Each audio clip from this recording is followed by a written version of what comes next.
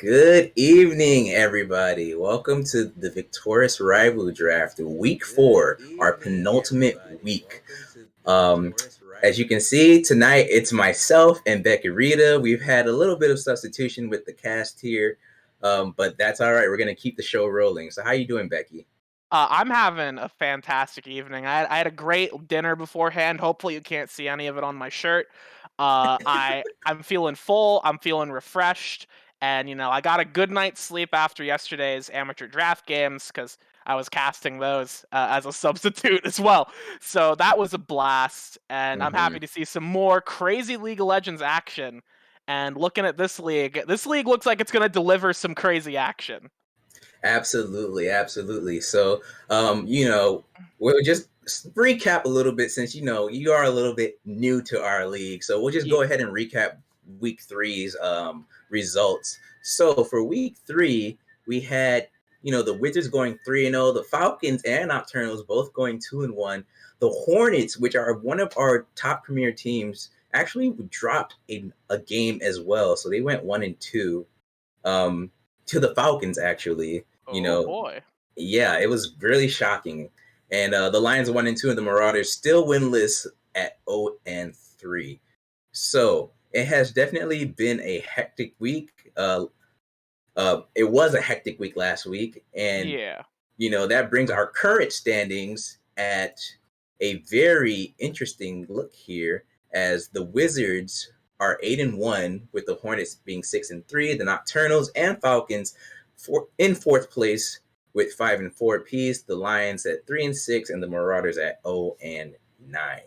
So, Yeah, there's some teams that have got a lot of work to do, and there are some teams that they got a lot of work to do if they want to lose and go down and not make playoffs. mhm. Like the Marauders, we were talking about this before the broadcast. The Marauders have quite an uphill battle at this point. They have you said that like even if they win every single game going forward, they still have to depend on other people losing games, Their particularly fate is not in their hands. particularly the Yes. teams in the middle of the table with up the standings in my journal. They need those teams to lose, and honestly, they probably need the Lions to pick up a few games, even if like they're Mhm. competing against each other.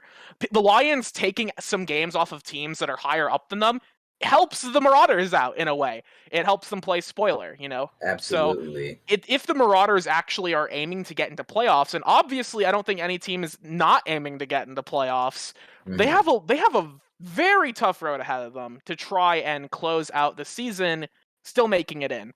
Meanwhile, the Wizards, on the other hand, they're 8-1 right now. They're fairly stable. It would have to be like a catastrophic collapse for Yeah.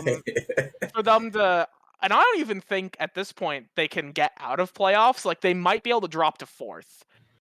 Mhm. It's possible. The numbers are close enough, and there are still so many games remaining, both this Yes. week and next week, that it's always possible. But Mhm. those sorts of like very slim margins, you don't really want to bet on them Mhm. unless you're me and it's a channel point opportunity. In which case, you slam the button because what am I gonna lose? Fake money.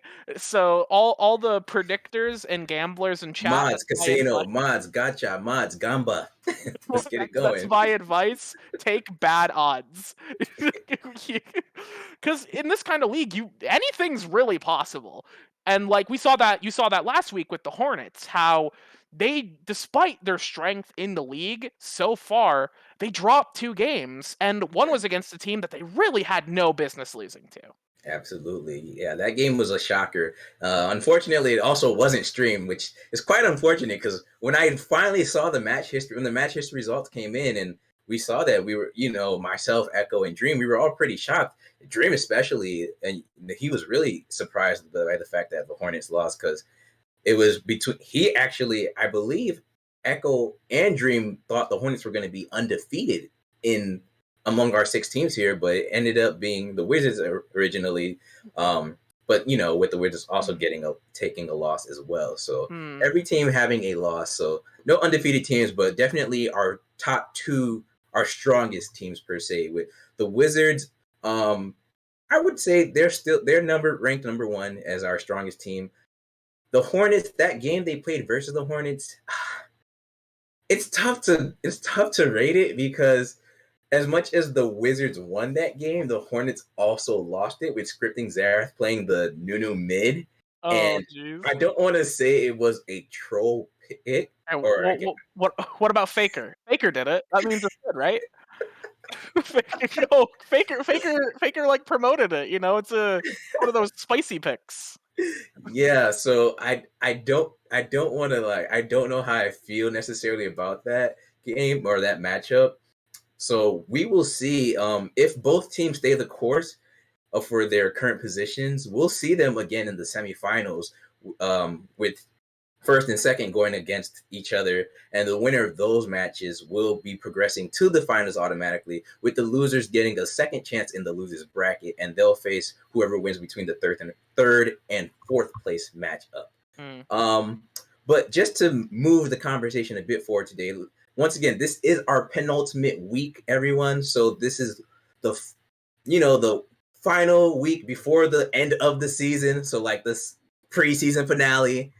So our matches this week, we actually have our first match of the night being the 3-6 Lions versus the 6-3 Hornets, with the Hornets having one going 1-0 against the Lions currently. Every team does play every other the same team at least 3 times.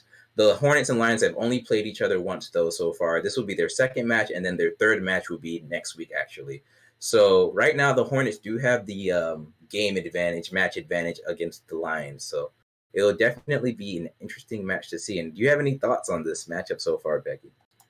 For I The, was the, looking over my other monitor, so the Hornets and Lions, just the game first one. match of the night, the Yeah, Hornets yeah, versus the the first match. Lions. Yeah, Yeah. first match of the night. Well, I think that we saw last week, or rather, you saw last week. I tuned in like Mm-hmm. a little bit, but I didn't catch all the games. We saw last week that the Hornets are not nearly as invincible as maybe we thought they were, because while they had lost a game before in prior weeks, losing 2 in a week is definitely it's not great.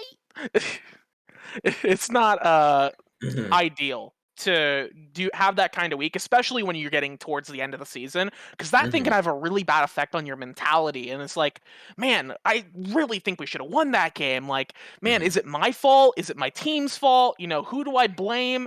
If it's not me, because it's never me as a League of Legends player, who am I going to blame here? And that can Mm-hmm. cause like a snowball of problems. Hypothetically, I'm sure the teams are fine. Like they'll work through it. Like this isn't solo queue, I think. So but that sort of mentality where it's like, okay, we aren't as good as we thought we were. What do we Mm-hmm. do now? And they have to start really building, like not building back up, but they have to bounce back. They have to stop maybe going for the dumb picks. They have to stop like cheesing it up. They have to focus on getting into playoffs and securing a good position for seeding, because seeding is vitally important in these kinds of volatile leagues. You want to have as Mm-hmm. much distance between you and elimination as possible. And the Hornets need to make sure they can stay in second place to avoid being down in the trenches of those first couple matches there. Absolutely, absolutely. You pretty much hit the nail on the head right there. With the Lions outside looking in, trying to get into the top four so that way they can secure themselves a playoff spot, and the Hornets semi faltering right now. This matchup initially, if the Hornets had went 2-1 or even 3-0 last week, and we're coming into this matchup at a much stronger position, it wouldn't look as critical or be as critical. But now it's like, all right, you guys have dropped a few games, and I'm not saying that the team or the season's in jeopardy, but like, I definitely want to see Yeah. clean, good gameplay, good drafts from the Hornets if they want to keep that second place position, and if they want to stay competitive and just have a strong win loss record overall. Who doesn't like Yeah. having a very strong win loss record? Yeah, and especially, you want to have good stats because the stats are what's going to be determining who gets MVP, and MVP Hmm. is very important for bragging rights above all else. But I want to look at the Lions for a little bit here. While we Hmm. can talk about how the Hornets, maybe they're not going to show up today. What if the Lions get this upset victory?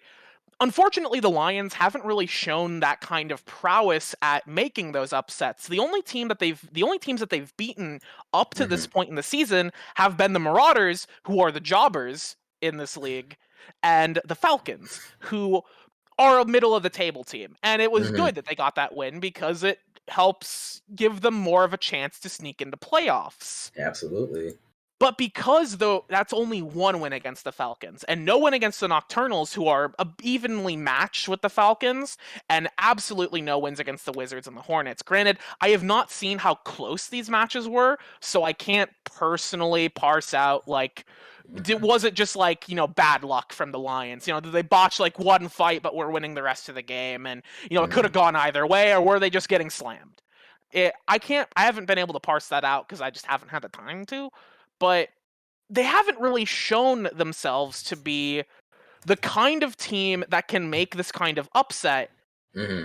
taking down the Hornets. So we need to see the Lions pull something out that can really surprise not just us, but the Hornets. And since this is best of ones, it's possible that they could be cooking something up. Like maybe one of their players has the spiciest picks in reserve and are ready to Hmm. bring out something that nobody will expect and can really go for that upset.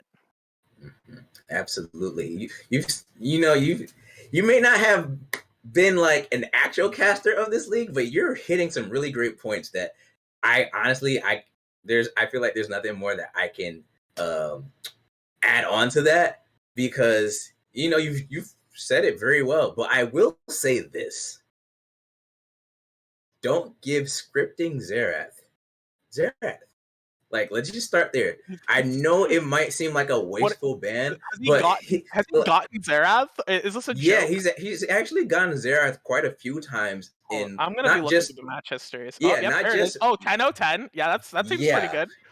And in the first game against the Lions, he went 11-11. So like Oh my goodness. when there's certain people or players you play against that have champion names in their names, and if those champions relate to their position, that's probably for a good reason. So take the L on that ban and just take that out of the pool immediately because this guy is good on that champion. Like, I don't think he's lost on Zerath yet this Yeah, season. yeah, no. So, I would have to agree with that. Like, you can look at these leagues, and something that I picked up when I started doing collegiate casting is that a lot of the times you have to take drafting, at least from the start, in terms of like how you would draft in Clash, where you look at the one tricks, you ban out their champion, you just ban the champion you they don't play really a go lot. with like the meta, like the Corky Victor, Zeri. You Yeah, don't because you mix in with that because this isn't LCS. This isn't LPL.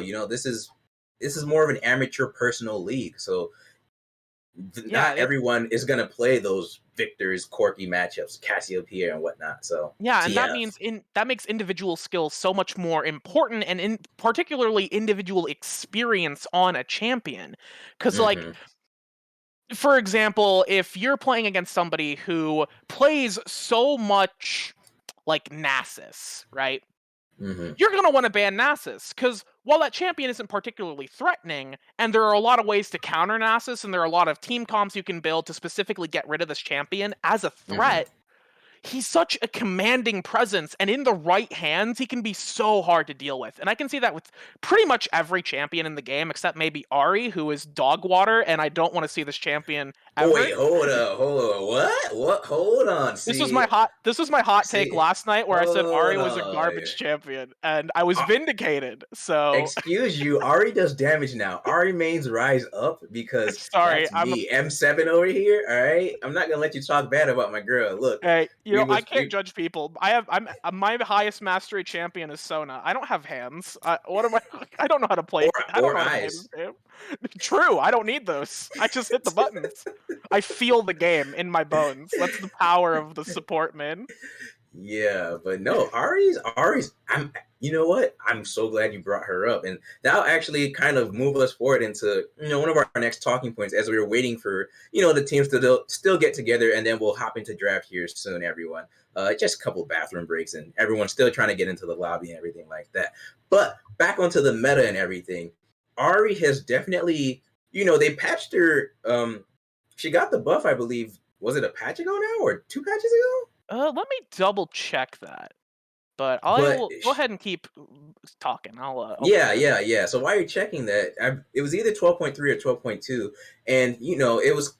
I'll say it. I started playing her as soon as they buffed her because I saw a tweet on Twitter that was like, "Ari does damage now," and I was like, "Okay, hold on, What? I gotta check Never this out before myself." seen. I was like, "I gotta check this out myself," and I started playing her, and I was like, "Holy crap, she's back!" Like, let's go. The queen is back. Yeah, like let's go. She's a very great mid laner, very blind pickable, I would say. I mean, she does have her few counter matchups that are a bit difficult for her to manage, but once you get out of that lane, Ari, with the movement speed on her W, she's a very mobile champ, and Oh yeah. yeah, with her ultimate being able to get more essence with each kill, so that allows the ultimate to continue. That I feel like was probably the best change and buff, if you want to call it that they Okay. made to that champion, like for Yeah, so sure. they gave Ari a passive. I'm so glad they got it after all these years. That's nice to see. But yeah, no, these buffs actually don't look pretty bad. And I've seen the Ari get picked in competitive leagues. I believe it was picked in the Mm-hmm. LCS this past weekend. But LCS, LCK. I else, don't yeah, know about LPL. I haven't really watched too much of it's it. been picked pretty often. But like, I'm still not sold on it. Like, Faker played it twice, and he won once, and he lost on it the second game. I think they were trolling though, but yeah. I'm just saying, Faker won on it. Yeah, well, I mean, he's Faker. The What? goat. He literally wanted an Ari champion in season 3, but they wouldn't let him have it. So well, he of course he's gonna do well in the Ari. I'm thinking more like, well, she's not the most complex champion, but it can be Mm-hmm, pretty hard to execute on her, and know when you have these windows of opportunity to go in with mm-hmm, the Ari, and know mm-hmm, when you have the window to like, I can Spirit Rush aggressively here. I can go for the mm-hmm, 100 to 0 in this window of opportunity that I have, and I'm saying that a bunch of times, but that's okay. Uh, you need to see these opportunities, and mm-hmm, that requires a lot of practice, and it requires a lot of games, just knowing how much damage you're going to do and how much you need to think about in terms of the enemy being able to counterplay you and mm-hmm. what they can do to prevent you from just instantly killing them. And Yeah, that's a bit more difficult than just like picking LeBlanc and mashing the W key on people, or in my experience, or hell, yeah, just picking Vagar and not even caring about what your opponent's doing and just playing your own game of League of Legends until you get enough AP to one shot them. But absolutely. I am not sold personally on the Ari. However, I will, if they pick Ari and they make a good argument for it, I will apologize publicly to the Ari mains about how your champion is not garbage. It's just okay. She isn't garbage. She's actually pretty cool now, and I have been gaining some LP with her.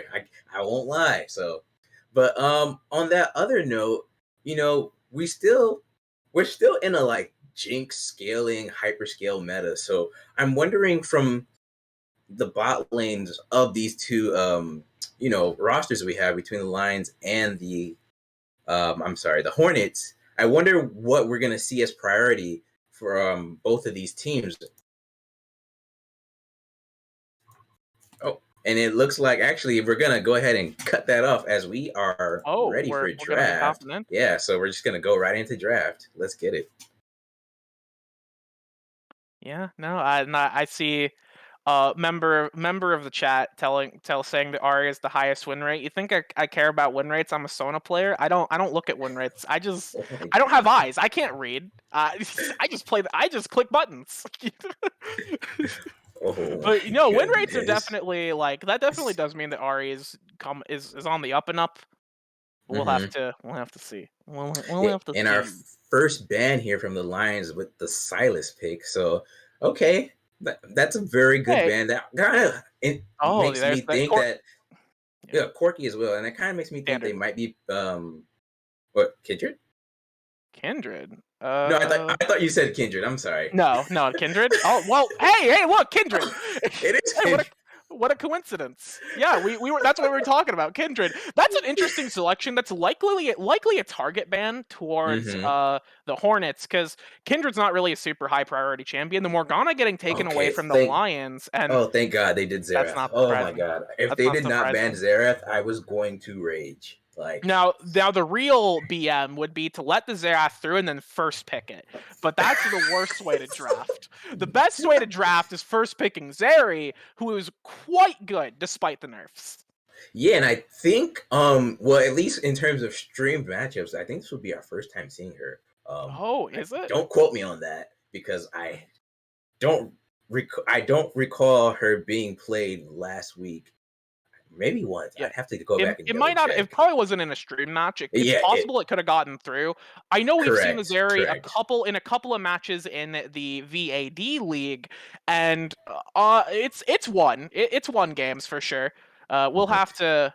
Let's see Oh if wait, it are the Hornets continues. doing it? There's Karma There's Caitlyn. Yeah, but that That's karma could pretty be the top karma. intimidating. That could be the top karma here. They could be playing the double enchanter route. And I was actually wondering if any teams would try this strategy, Yeah, because the it, yeah. yeah, the double enchanter, it is kind of a difficult strategy to pull off, but I wondered who have the gall to try it, because Ooh, Malcolm. Yeah, no, the double enchanter strategy is very very strong. And particularly, well, it's hard to execute, but it's also hard to counter if you don't necessarily know what to do. Because, like, you can say on Twitter, it's like, oh, just split push. It's hmm easy, just split push. But split pushing requires a lot of coordination. It requires a lot of communication. It hmm requires very good macro play and taking smart pushes and hmm being able to properly fend off sieges. And you have to build your comp around doing that. Nami Zeri sounds like a very disgusting lane. I gotta say, maybe not like Caitlyn disgusting, but pretty hmm disgusting. Oh no, absolutely. Zeri will definitely benefit from the Nami E there, allowing her more movement speed on top of her own movement speed abilities. The bubble with the slow from Zeri, so but it's definitely going to be an annoying matchup. But at the same Okay. time, Zeri still doesn't have as much range as the Caitlyn there, Yeah. as the Hornets now select Diana for, Yeah, the I would assume, to Diana. be their jungle pick. Yeah, it can go mid lane. We've seen it more in mid lane in the VAD league, but Hmm. I know it's definitely a jungle option. And if they want to go for this like double enchanter composition, it's better to have the Diana. You need a Diana in the jungle basically if you want to have an enchanter in mid and an enchanter in support. The Veigar getting banned away from the Lions here, definitely this is the time to start targeting mid lane bans because Hmm. the Lions haven't picked their mid lane and the Hornets may have picked their mid lane. So you can't really, it's harder for the Lions here to know what to ban. They banned the Cassiopeia away, which I have seen that champion do some nasty things recently. So Hmm. I wouldn't say she's like top of the table, but she's definitely like able to threaten specific champions. I would say it's more of a counter pick than something you need to really worry about. But Absolutely. it's likely a fine pick into banning away from Xerath Scripter. Nocturne and Soraka are going to be the last two bans here. Soraka, they're thinking about this enchanter strategy. The Are they? yes, Oh, they Yasao. locked into the Yasuo. Okay. That's Oh something. man. That's something. So it's like they're gonna have to think about what to do with their top lane then. And Yasuo Diana is a very good like mid jungle combination because they Uh just huh. synergize so well with their ultimates. The Jarvan getting locked in for the Lions, it's fine. Like it's a jungler. It doesn't necessarily. I'm not really sure what the Lions' like composition is doing here right now, other than Hmm. just being like good stuff dot team. We'll have to see what the last pick will do to round that out. But the Yasuo and the Diana have really good synergy, and I think that's a good combination to pick up. The Wait, Samir, that's a wait, solo wait, that's a wait, solo wait, lane wait, Zeri. wait. Yeah, And that is there's a the solo. Malphite. Oh god, the Lions counterpicked themselves. Oh no. Oh, they outdrafted themselves. What are you doing, mates? Wow, the Hornets semi-trolled us, so we're not getting the double enchanter, which means it will not be a split push bonanza for the Lions, as it looks like the Malphite will more than likely be going Yeah. into the top lane. Oh, That Zeri should be going mid. that's Dang. so tragic here because when you see Yasuo get picked, you have to consider top lane is still a possibility as a pick option. You have to Hmm. consider what works well with Yasuo because he is not a one man army. He needs another person to go with him. The Diana's a person to go with him, a dive buddy, but Diana's engage is not necessarily the engage you want to follow up on.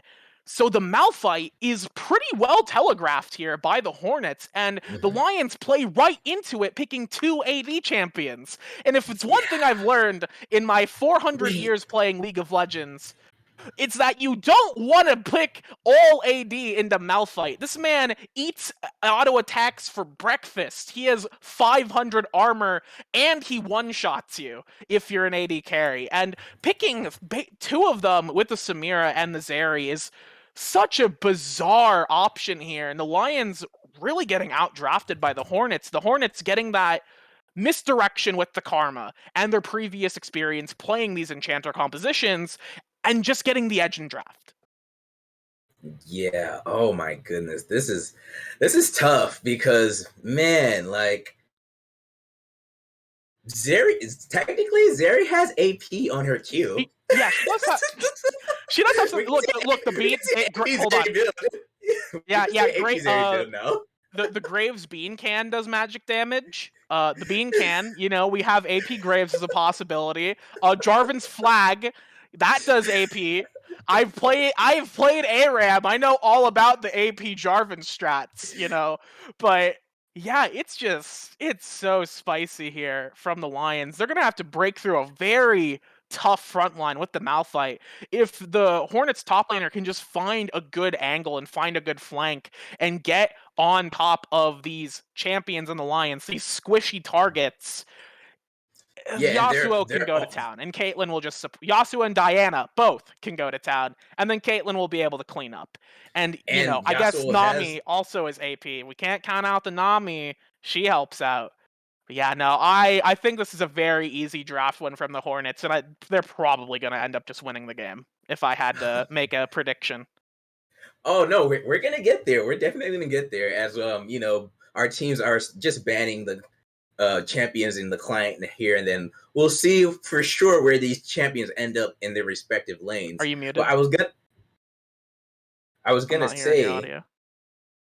oh, is there no audio coming All out for right, me? production. Are we hearing his audio? Hello. It, are we good? I think Uh, we're okay. I chat, believe chat. we're Can you help us good, and out? it might be Chat. you, Are you Becky. hearing him? Mic Okay, check. they can hear you. I can't hear you. I don't Okay, know why that's happening. That's okay. funny. Hold on, I'll unmute the stream. But Oh, I I was got an gonna ad. Never say, mind. okay, I was gonna say Yasuo has You know what? Just multiple. you take over. Yeah, I'm gonna take over while you troubleshoot your audio issues there, Becky. So what I was gonna say to Becky and to the rest of the viewers at home is that Yasuo has a lot of, or he has two champions that can enable him to use that last breath there with the Malphite, Unstoppable Force, and the Diana ultimate there. So he has more than one chance to definitely get that ultimate onto these members of the Lions here. So the Malphite ult maybe misses, the Diana ult might not. So we'll definitely have to keep an eye out on how these champions synergize and use these picks effectively. And then the Karma there just to buff them all up and shield them out, peel for them. Karma is doing a lot of damage recently, and it's pretty surprising. Even when she builds her more enchanter build, with either the Shirelias or the Moonstone. And then of course we all know if she goes more AP with the Ludens that it's just ridiculous with the mantra Q there. So, but as of right now, we do have what it has been expected from our draft with the Graves going into the top lane, Jarvan going into the jungle, Zeri going mid for the Lions, and Malphite being top, Diana going into the jungle, and Yasuo in the mid lane for the Hornets. So, Becky, are you back? Are we good or nope? I guess we're still waiting for Becky to fix up his audio issues here. But that's all right, as I'm still here with you, and we're gonna keep this show on the road. So some things I expect to see from the Lions, because once again, this game is more so the Lions need to win this more versus the Hornets need to win it per se. Like the Hornets are okay. They have buffer space. If they lose this matchup, it's not the end of the road for them. They still have a few more matches where they can pick up some wins and still be okay for the playoffs. The Lions need this win to move themselves closer into the playoff position and maybe snag fourth or third place off the Falcons or Hornets, who are both 5-4 apiece right now currently. And if they drop a couple games and the Lions pick up a couple games, we have a 3-team race for the third and fourth position here. So, I want to see the Lions definitely. I want to see them moving around, trying to create as much chaos as possible now, because you don't want to 5v5 the Hornets. You just don't. Like, you will explode. So I'm expecting to see some chaotic guerrilla warfare coming out from them. Unfortunately, as we know, Zeri and Samira both take time to scale up. So this J4 is actually going to have a bit of a hard time getting some early game damage down. But it's not impossible, as Graves, Graves does some damage with the shotgun up there. So we might see him. We might see Spirit Jin, that is, going up to the top lane, assisting Thick Bob, and just putting this Malphite down for a bit, while the two other marksmen go ahead and scale up. So Yeah, we'll just keep that I'm in realizing mind. now it's mirrored. I was gonna write a message while I was fixing my audio issues. Am I being broadcast now? Can you hear me? I can Hello? hear you, Becky. Can you hear me? Excellent. I can hear Uh, you. Yeah. No, it was a Discord issue. That's all right though. uh, Yeah. Yeah. good Yeah. old No worries. Discord. I was gonna write down the message Hornets win, sad Lions, but it's mirrored on the camera, so it Yeah, but wouldn't have done Becky, anything. since you're back, actually, let's just go ahead and take it to predictions real quick, and then we'll go into a short break here as we prepare for that spectators delay. So, who are you predicting to win this matchup? Oh, it's the Hornets easily. Their comp is Oh, just so much better than Lions. Like, mm-hmm, I've played enough League of Legends to know that Malphite wins these. He doesn't even need the rest of his team. And the fact that he has Yasuo, one of the best partners for Malphite, and then mm-hmm, Diana, who is one of the best partners for Yasuo as well, their comp is just so well constructed at going for this kind of dive, and the Karma Shield as well will help them get in there, and Caitlyn mm-hmm. is there to clean up on the backline. It is a well constructed comp, and I don't think that no matter how powerful Malcolm is with the shotgun, I don't think he's got the enough grit necessary to Mm-hmm. hold the line for his team. So yeah, I'm gonna have to give it over to the Hornets. And while you were having your audio issues there, I was just giving some background information on how the Lions need to win and why they need to win this matchup. But at the same time, I'm not gonna lie, I like the Hornets draft better, so I also think the Hornets are gonna win this game. Um, and I feel like I don't need to give any other explanation, as you've given quite a bit. So we're gonna go ahead and take a short break here as we prepare to get into game. So just stay right there, and we'll be right back.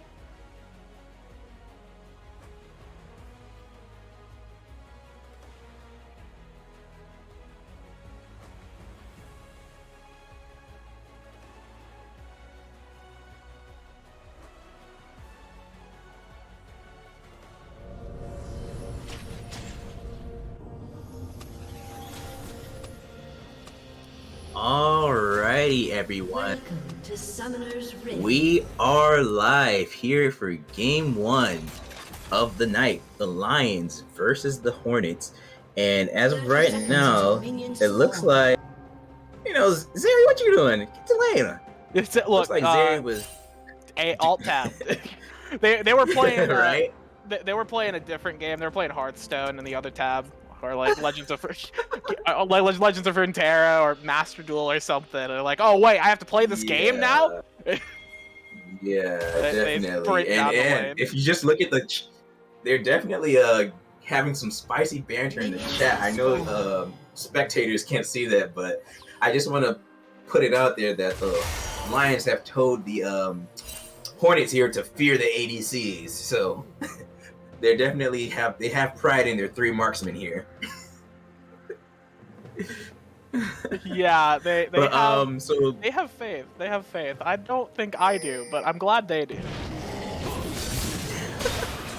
But Becky, I wanted to ask you, so what are some things?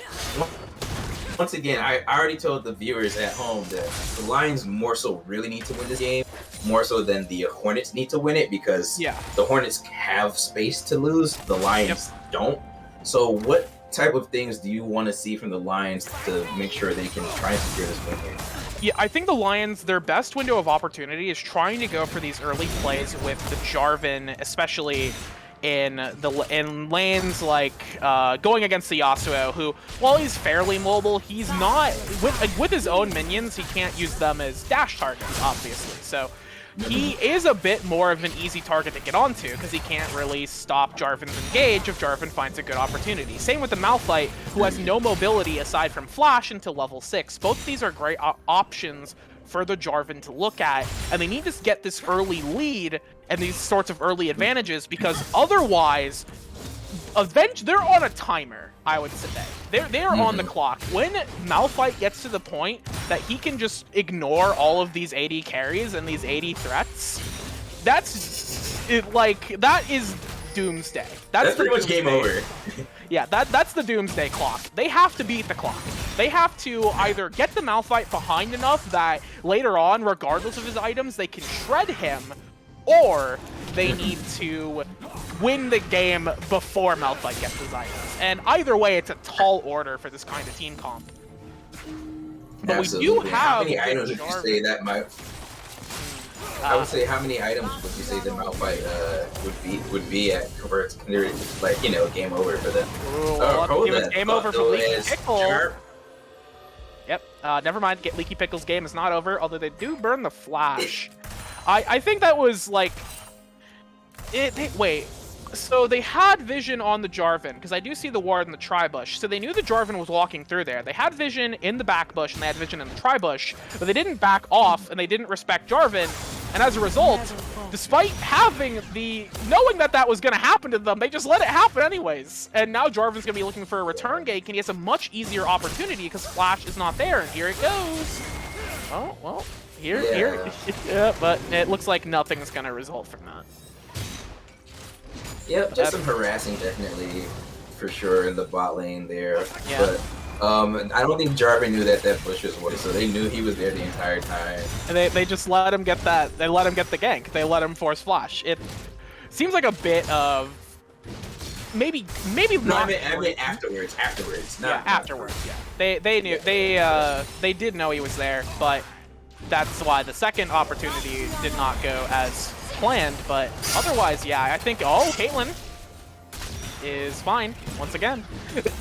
Yep. I'm thinking like, oh wow, Caitlyn's gonna die here, and then I remember that she has like 800 range and she doesn't actually have to play the lane with everyone else. But yeah, I think that for right now, it seems like disrespect from Leaky Pickle and Banana Bread to not just back off when they see the Jarvan nearby.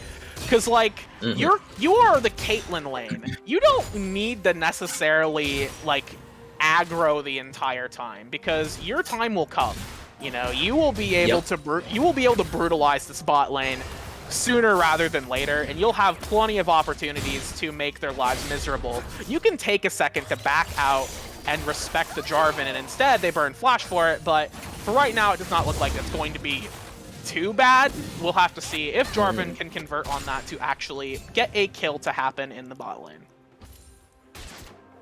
Yeah, absolutely. As you know, I do want to just, I don't want to say that, I do want to refute that fact just a little bit, because Caitlyn does have the range on Samir, so I do feel like maybe she should harass the Lions bot laners here a bit more. But you know, obviously with them having adequate vision, that shouldn't have happened. But Jarvan Spirit Jin has shown up again, just a flag and drag onto Leaky Pickle here. Banana Bread flashes out, and it looks like the Lion bot lane will not be able to secure the kill onto the Hornet bot lane once again. So they managed to escape.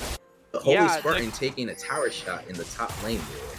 Yeah, so the kills were not secured, but that was a very good summoner trade for them. They burnt nothing on the side of the line. Oh, absolutely. Oh, Holy Spartan gets the unstoppable force onto Thick Bob and will secure the first blood. Oh, speaking and it looks like we're not done with the action here. Scripting Zera gets the last breath onto Webb, who gets the ignite and secures the 1-for-1 from both mid laners there. So even trade. Yeah, looking across the map there, what I was saying was that the Lions actually came out on top in that bottom lane exchange because they burnt nothing, and they got out the exhaust and Banana Bread splash. So those flashes are not synced in the bot lane. So that is always going to be a point of opportunity for the Jarvan to look and get those kills. In the top lane, Brave just got ulted. I don't know what else to say there. He stayed too long and Malphite killed him. You gotta respect that base damage, but looking at this. Yeah, as Angrotis there using the Moonfall, I believe, and he's just gonna flash out and live. Yeah, using the Moonfall, get some shielding, feeling a little defensive, get them disrupted, and then use that little window of opportunity to flash out. Pretty standard, pretty clean. At least it did not die, and that is what matters.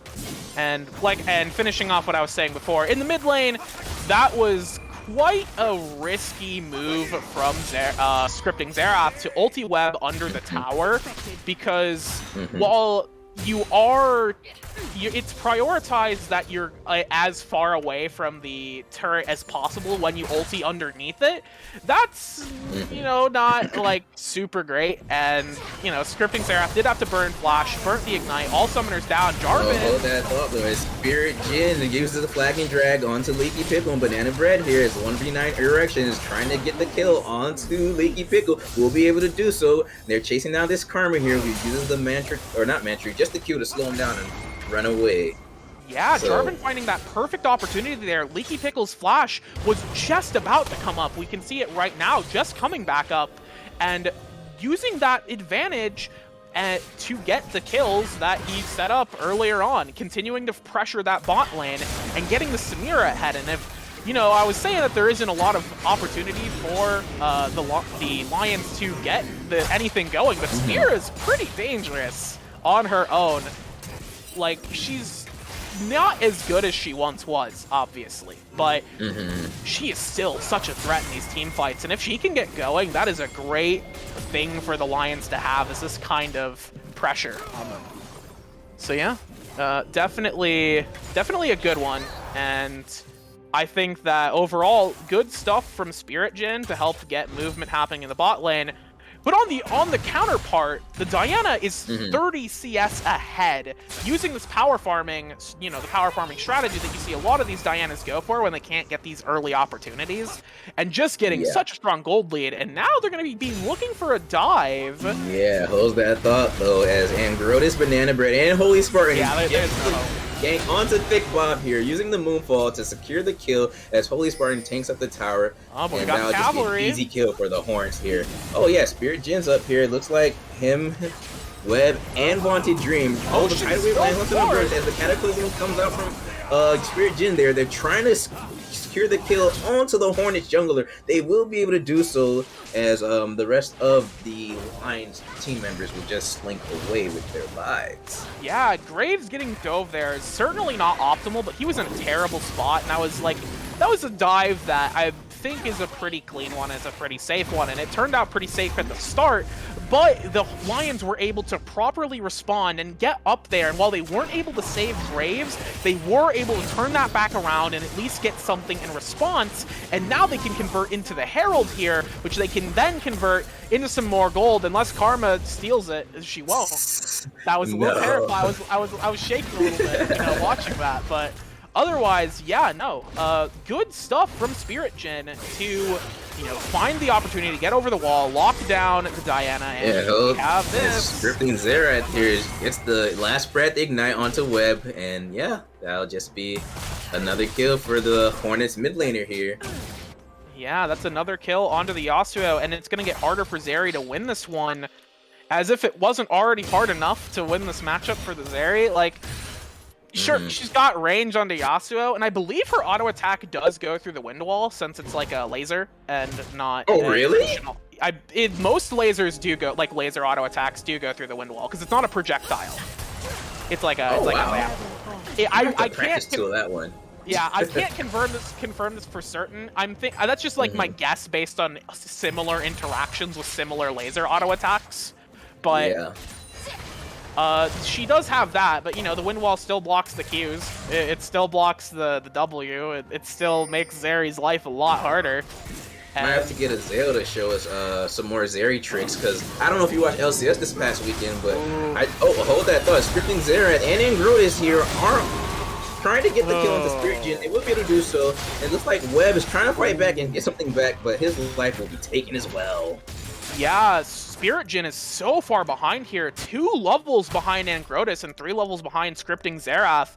Going into the jungle, and Angrotus was just waiting there in the bush for somebody to come by. 1v9 erection. Thought he has some backup here. He's trying to get the combo still. Secure the Infernal Trigger. We'll be able to do so. But will not be able to get the kill onto Scripting Xerath here. The Ignite takes him down.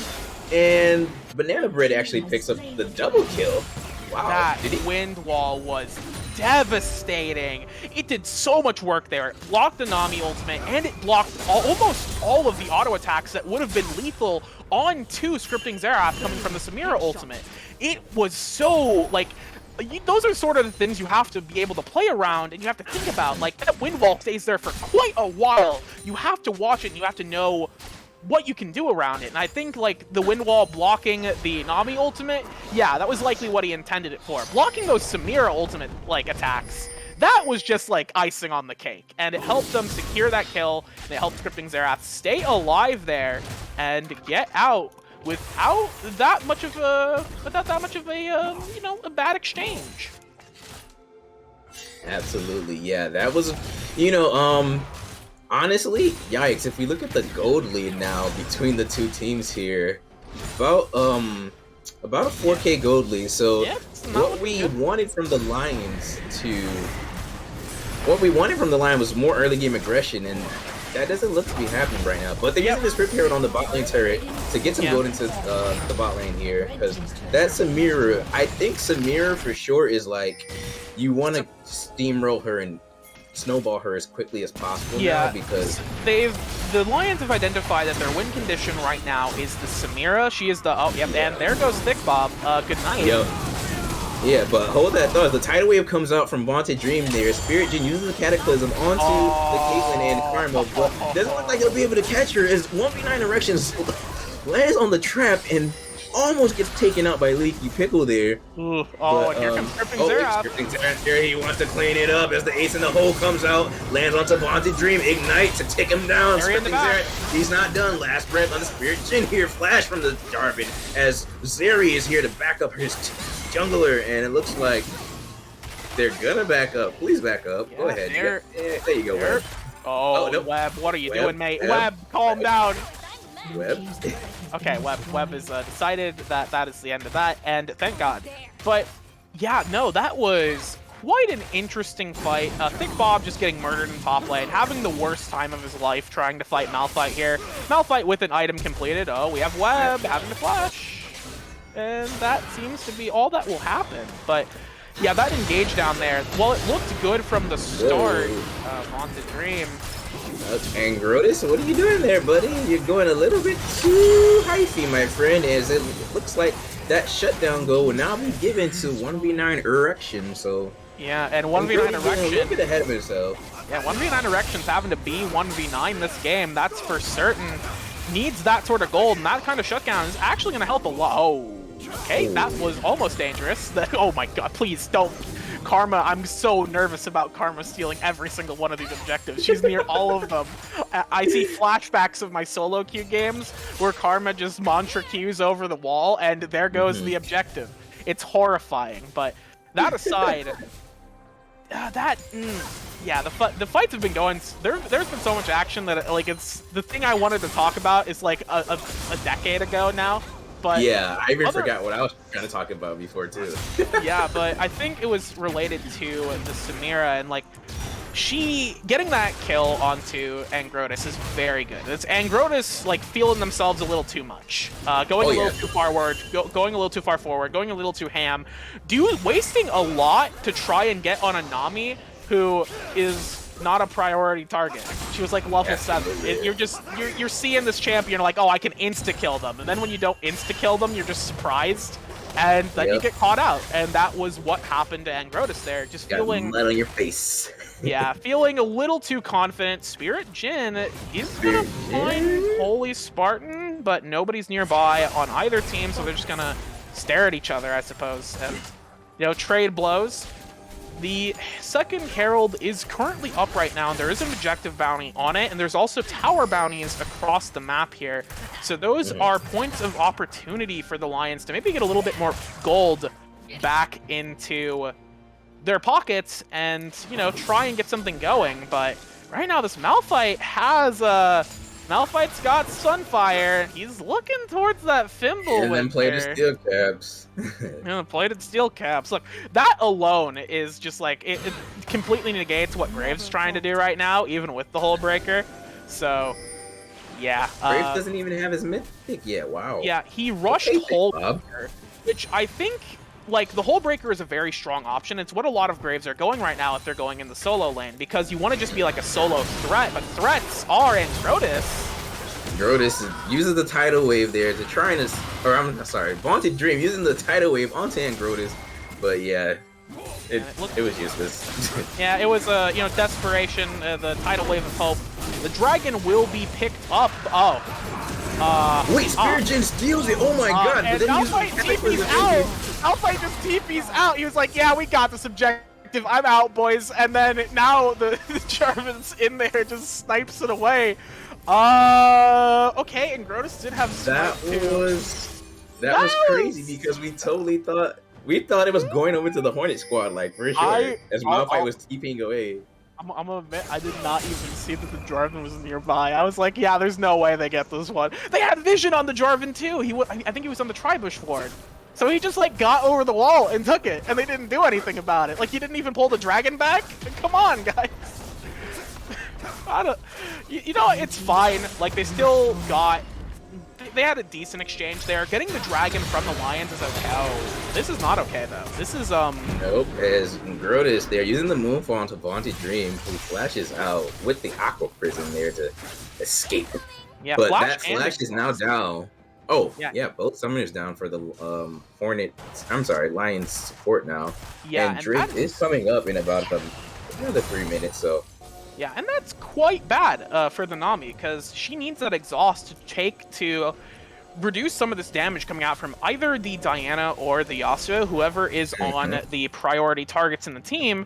And without this exhaust, this tool that they have, it's going to be a lot harder for Nami to support her team, because right now she doesn't really do a whole lot. It's very dependent on her hitting those Aqua Prisons, landing a good ultimate or two, and working with the Jarvan to, like, have good disruption going. But this Jarvan is so far behind. He is at an item and some, change. And hold that thought there, Spirit.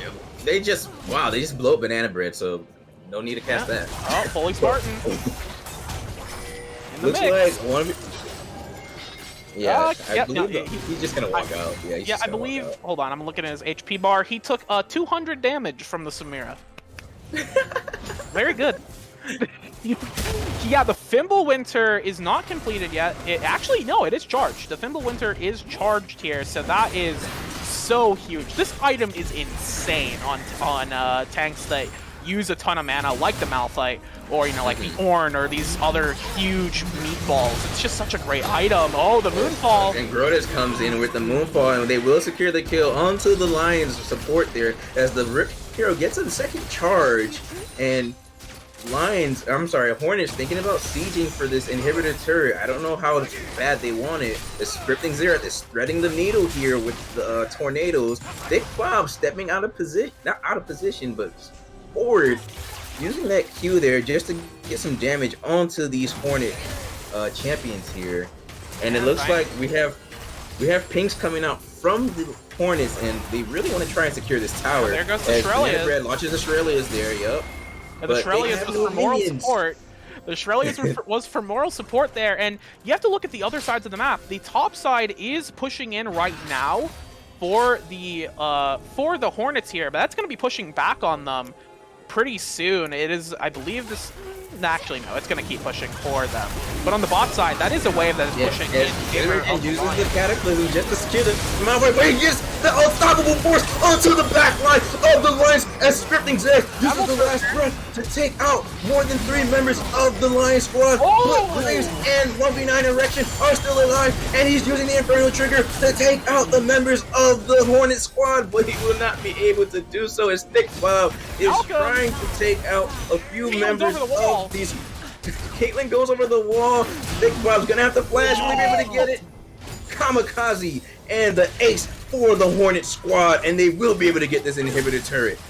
That was quite an interesting maneuver there. They found their opportunity and they went for the engage, but it was not a very clean one. They weren't able to get everything they wanted down onto priority targets, and because of that, 1v9 Erection was able to stay alive, Thick Bob was able to stay alive, and the two of them were able to kite back and actually get some kills in favor of their team. They were able to successfully stave off this siege and keep their inhibitor turret alive for the time being. And that is just like a sloppy engage from the Hornets, getting a little too desperate, you know, getting bored waiting there at the inhibitor turret and thinking to themselves, you don't have Baron. You don't have Baron. Like, it's only about 20 minutes into the game. I know you want this inhibitor tower like really bad so that we have an open inhibitor, but I want to say it's not that serious right now. Like, you can go push other lanes, keep farming up here. They spent about 3-4 minutes there, you know, just when those champions, their carries could have been in other lanes, getting some more skills. Doing it again. Uses the Flag and Dragon, but he will not be able to secure the steal this time, and his life is now just given away as Banana Bread uses the Shirelias. Yeah, getting some speed going, but they will be deterred from completing this engage there because of the bean can. However, Diana is hanging around in the wings looking for an opportunity, perhaps And just Grotus kill somebody.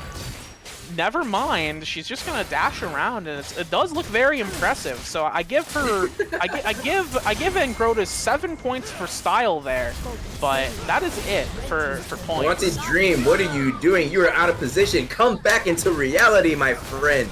Oh, that's the support for desperation. I've had that feeling before, where it's like, I feel like I gotta do something to stop them. Where's my team? Is there anybody There's a Malphite and Yasuo, Karma, and Caitlyn right in front of you. Why are you that close to the tower? Yeah, it's just desperation from Vaunted Dream, and it's desperation from the Lions here, so trying to make anything happen, and while Zeri's on the top side here, trying to get anything done, does get an objective bounty. It does not matter because they're going to be losing an inhib here, and that just gives them a perfect window to now convert into the mid lane.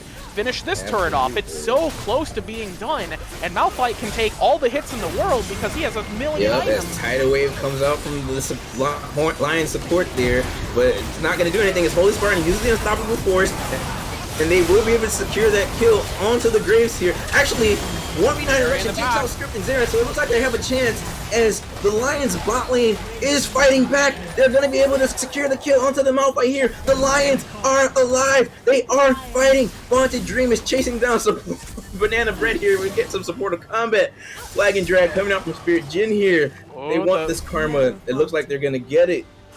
Maybe they'll get it. Maybe. She's fast, but here comes Zeri. She's faster, and she'll just finish that one off. And What happened there, Becky? Another strange engage there. I think that was just another example of the Hornets. Like, they have their lead, and they feel like they should just be easily able to crush everything in front of them. But they miscalculate because Angrotus is not there. Angrotus is not with the team. They were back clearing camps. So that fight was a 4v5 to begin with.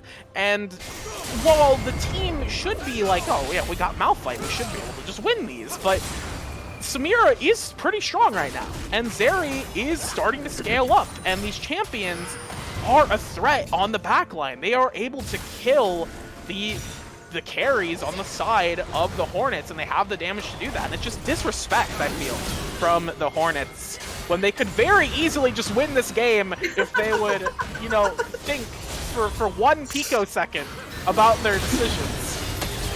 Whoa, as Angrotus using the move on it, just blow up Thick Bob. Yeah, Thick Bob, looking a little, actually not looking too thick. Looking a little slim there, right? Looking a little malnourished. Like, he needs to eat a couple of, you know, maybe a hearty meal or some frosted mini wheats, maybe. You know, he could use some fiber in his diet. He's feeling a little flimsy right now. But this Baron is going to just be picked up very easily here by the Hornets. They've stopped screwing around. They've decided, okay, we've had our fun. Let's just go down, push top lane. Let's win this game. All right, guys, no more fooling. Let's just play for real. Okay, we can finish this, and we can go into Twitch chat, and we can laugh about it. We can have a great time, everyone. So, yeah, it looks like Angrotus is quite the multitasker. As I've heard, he was actually quite active in the Twitch chat right now. As they're just gonna pick off Vaunted Dream there. Once again. I looked away for 1 second, and the Nami was gone. That is pretty expected here. This Yasuo is massive. Scripting Xerath playing so well this game on the Yasuo, despite a couple of int plays for the team, just able to convert into so much here. Absolutely, as Shirelius comes out, Scripting Xerath and Holy Spartan, they want these kills as the Yasuo's in the backline doing work, and they will be able to take out Spirit Jin. Looks like Thick Bob and Webb are trying to get something back for the team. Zeri using the flash here in her movement.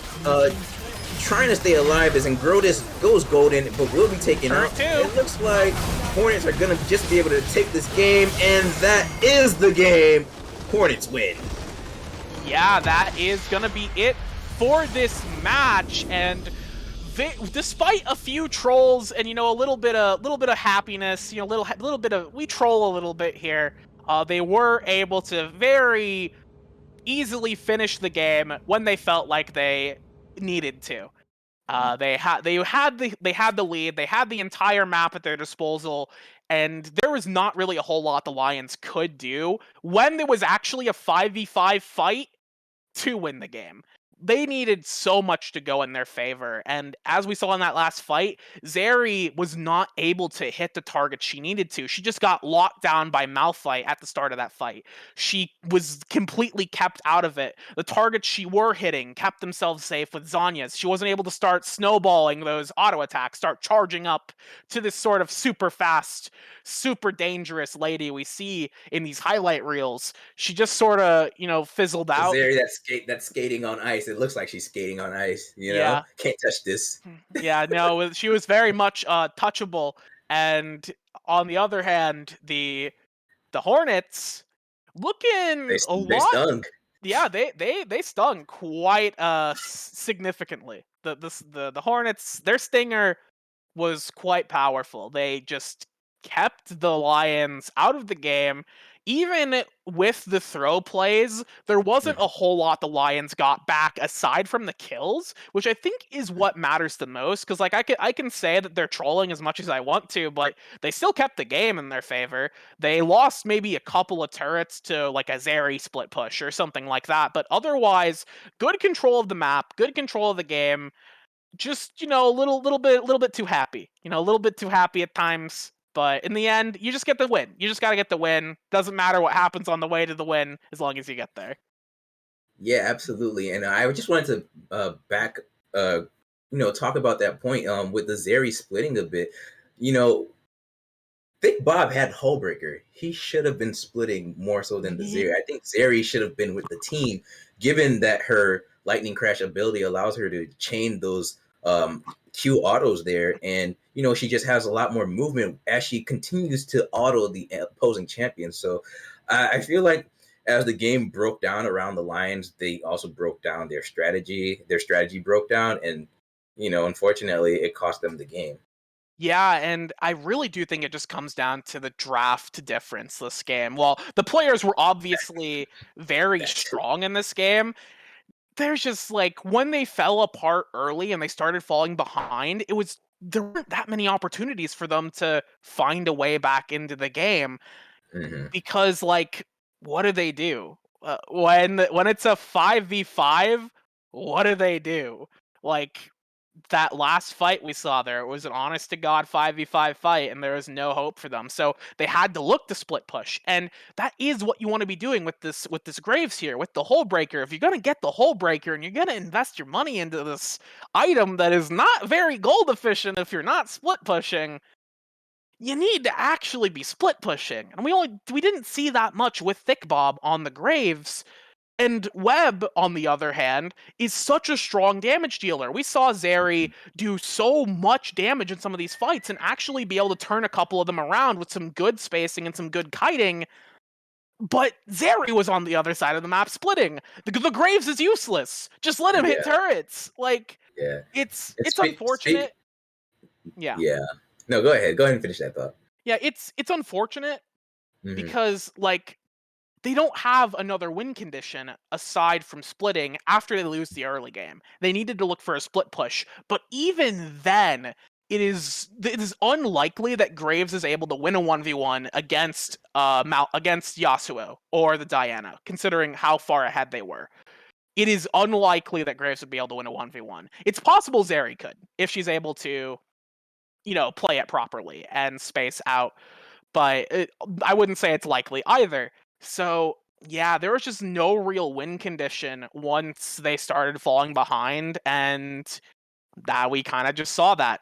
So, Yeah, it's absolutely. unfortunate, but I got to give the Hornets credit for they had the comp, they got the draft difference, and they exploited it to the best of their ability.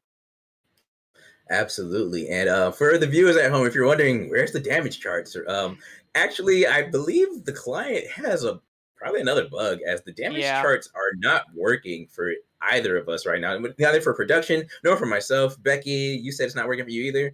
Yeah, no, it is so not. I think that's another spectator's bug. So we know we'll probably go ahead and report that out to Riot so they can go ahead and look into that. But we're just going to go ahead and speak about game two. I know we mentioned before previously it was going to be the Wizards versus the Marauders. There's been a slight change in the schedule, as we're now just going to run it back with the Hornets, but this time versus the Nocturnals. So that will be our next game that we will be streaming, and we hope you all will stay tuned and be ready for that game. But we're going to take a quick break here as we prepare for that stream and for that game. So don't touch that dial, and we'll be right back.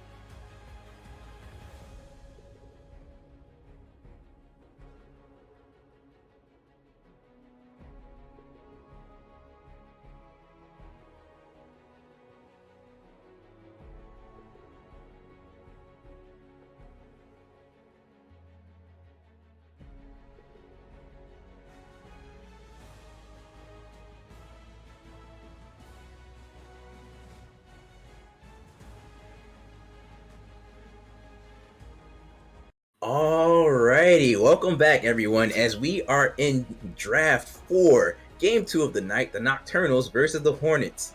So, two bands coming out with Karma and the Lulu. Thrush from the Hornets so far, and curious to see what their next band will be here. But just some background for our viewers real quick as well. The Hornets are 2-0 against the Nocturnals, so the Nocturnals have not won a match against them yet. But the Nocturnals are also 2-0 against the Falcons, which will be the next match we see after this one. And the Falcons beat the Hornets. So it's like a little rock, paper, scissors triad we got here. But enough of that, and let's get back into these bands here. Yeah, we see 3 support bands coming out pretty early on, although Lulu and Karma are also top lane bands, you know, because the Hornets have busted out the Enchanter strategy before. We see the Kindred target ban, and we see a first pick Zeri. Oh, don't do this again. All right, Nocturnals, this is a joke, right? We're not This is Nocturnals. This is not the Lions. Okay, yeah. You know, we should expect an AP pick coming out from Beanie here. Remember, the Nocturnals got Beanie, who we have coined for this league the Beanie treatment. So either it's going to be good or it's going to be bad. We'll see. This is going to be good or it's going to be bad. I think those are the 2 options in life, you know? Well, there's a middle ground, you know, great Jedi. Oh, and there's Caitlyn. Oh, jeez, oh, man. Go ahead, pick. The Karma is banned, though, so we're not going to see Karma this game. So they'll have to pick a different Enchanter, you know, if they want to go for the exact same comp they did last game. But we'll have to see if the Nocturnals want to decide to... Ooh, Alistar. Not typically a pairing you see with Caitlyn that often, but still pretty decent. I would rather, if you're going to be going and engage support with the Caitlyn, that you go with maybe like the Leona or the Nautilus, since they're much better at locking people down to get into the cupcake. But the Alistar is fine. I think the champ is A-OK. We haven't seen him in a while, though. Yeah, that's very interesting. You know, especially now in this meta where it's still majority, you know, Caitlyn Lux, Caitlyn Morgana. So Alistar to me is more of a like a 3rd tier pick for this champion. So our 3rd tier, not in terms of strength, but you know, in terms of priority, I would say. So I'm very shocked that they picked the Alistar as well. But yeah, no, and the Nautilus is going to be picked up for the Nocturnals. Just a good support, just good stuff support. Not really that bad. Oh, yes. Now I have to put my money where my mouth is and continue my crusade against the Fox Lady, the horrible Fox Lady. You know, I have to commit at this point. Beanie, this is awful. You better not let me down. I dare you can hear me. It's over. It's over. Oh, Beanie's toast. I forgot about it. Oh my god, they didn't. Neither of us even thought about the Xerath this game. I don't know if the Nocturnals were thinking about it. Oh, jeez. Oh, man. I hope the Nocturnals have a plan. Oh god, I'm gonna have an aneurysm here because I hope they have a plan. Surely they have to have something in the tank if they're gonna let the Xerath through. Otherwise, they just forgot about it. Or like, we saw that Karma last game. Boy, we don't want to play against that. And then they just forgot that Xerath was a champion in League of Legends. To be fair, happens to the best of us. But I mean, they do have the Nautilus, though, who can disable or, you know, interrupt the Xerath. That is true. And, the maybe... Ari Charm with the Spirit Rush, so she can get into range of this champion. So not all is lost. But we have a Volibear and Urgot ban and the Trundle ban as well. Yeah, just banning banning a lot of meatballs here. Focusing on the... just more meat. A lot of these AD bruisers that are very popular right now. Although the Hecarim is still on the table, that is a rather good champion for the jungle right now. If you're looking for a sort of tanky AD option, the Xin Zhao is still available. Those champions are options, but we'll have to see what the Hornets are going to do for their R4, if they're going to look to secure the top lane or the jungle. Who are they going to give the counter pick to? They're going to be picking up the Olaf, and that is likely jungle, but could go top lane. We've seen it go top lane before. Can't count out top lane Olaf. Otherwise... He played that before last year, didn't he? I know Adam who's on BDS right now, is a big Olaf top enthusiast. Gotcha. Got to Worlds off the back of Olaf top, and then we don't talk about what happened to Fnatic at Worlds last year, but the Hecarim going to get picked up for the Nocturnals. A very good, solid jungle pick still on the table here. Now they're going to just look to secure their top lane, unless this is going to be a Zeri top, and we've been bamboozled this whole time. At least there's some AP damage this time, though. Yeah, there is AP damage, but this wasn't looking like a Malphite angle anyways. They might still pick it just because funny Rockman, and he's just a good champion. Like, he's not a bad champion.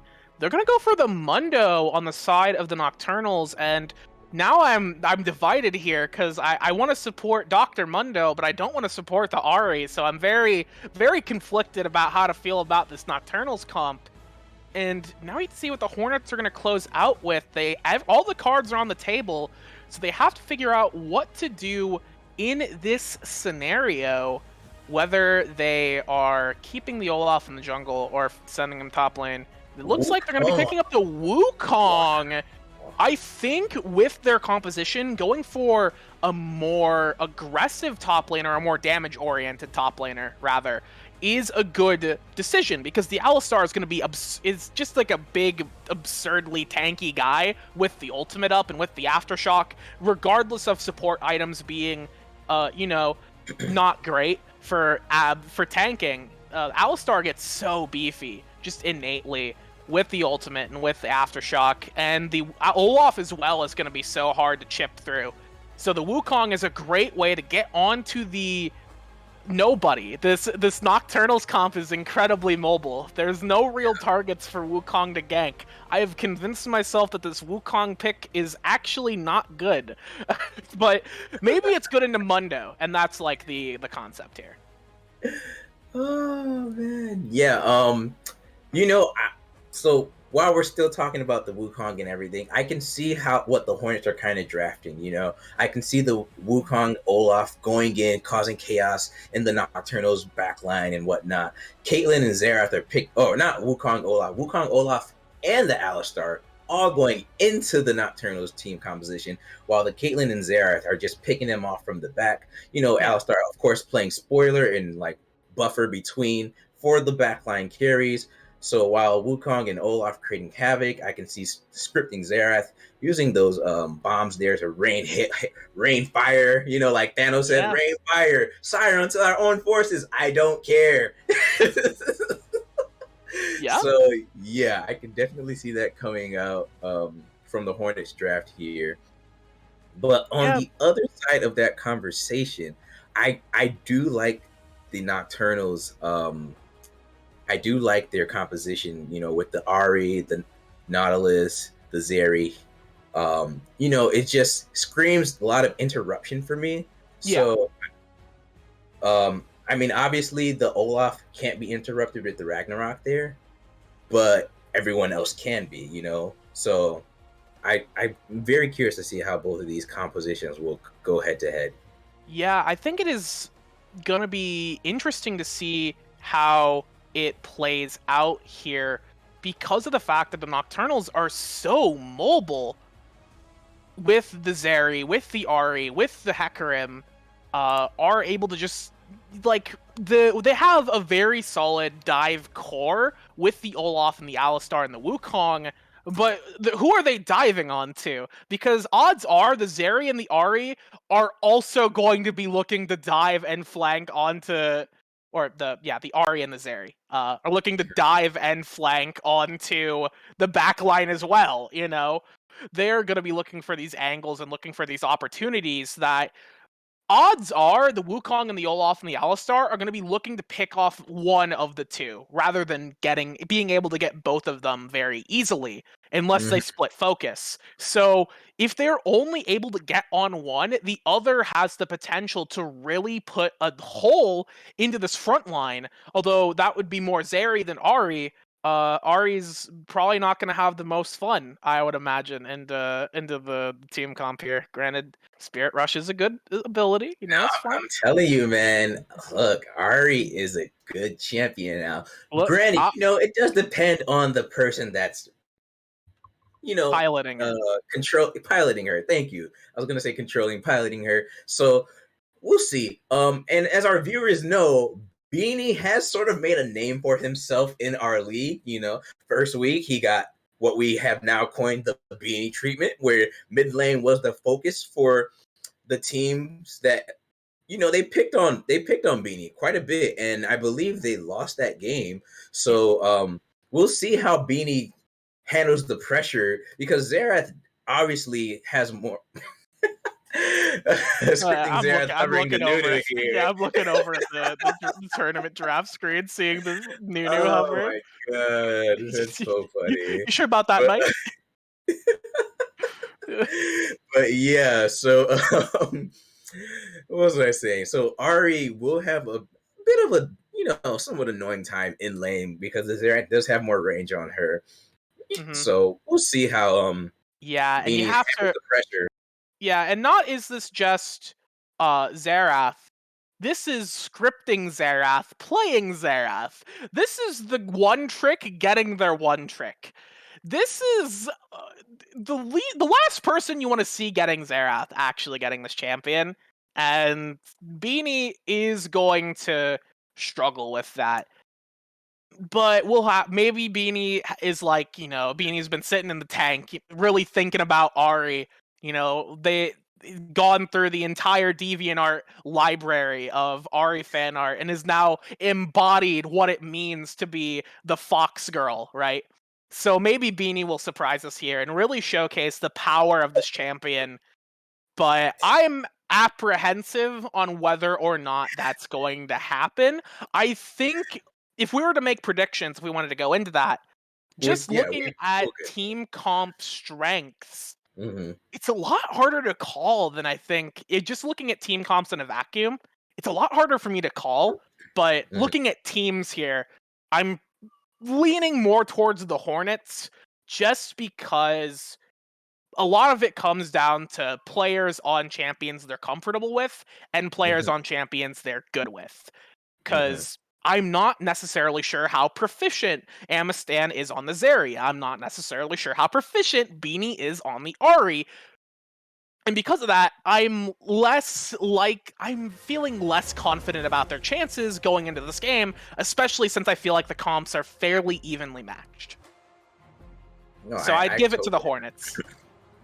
I can totally see that, and I can agree with that. Yeah. So as we're getting into predictions, it is scary seeing the Xerath for scripting Xerath. I'm not gonna lie, but as some of the viewers know, I will be casting my vote in opposition. Not only because it's the Ahri. Are you an Ahri believer? But yes, I am an Ahri believer. And I just have to go against you, Becky, because that's fine. You talk bad about my Ahri. So I'm gonna either go up with the ship or I'm gonna go down with it. Well, I was vindicated I was vindicated yesterday about the Ahri pick, and I feel like I'm going to be vindicated today about this Ahri pick just being a champion who, she's fine, but there are other better options than the Ahri. She's there for role players and, cosplayers. But the Nocturnals have so much mobility, like the Mundo, the Hecarim, Ahri. There is so much mobility on their side. I'm not saying that, like, they can't win, but there's a lot of movement. Ahri has movement in her W and her Spirit Rush. Zeri with the Lightning Crash, her E, and then just off of her Q autos, that give her more movement speed, especially when she gets that spell, that Sheen. So, and then we all know Hecarim, like, he's fast. Don't need to explain that. Yeah, horsey go fast. And then Mundo, of course, Mundo goes where he pleases. Like, it's literally in his name, his phrases. Mundo goes where he pleases. It's in the lore that Mundo just does not care about you or your feelings. He just runs at you.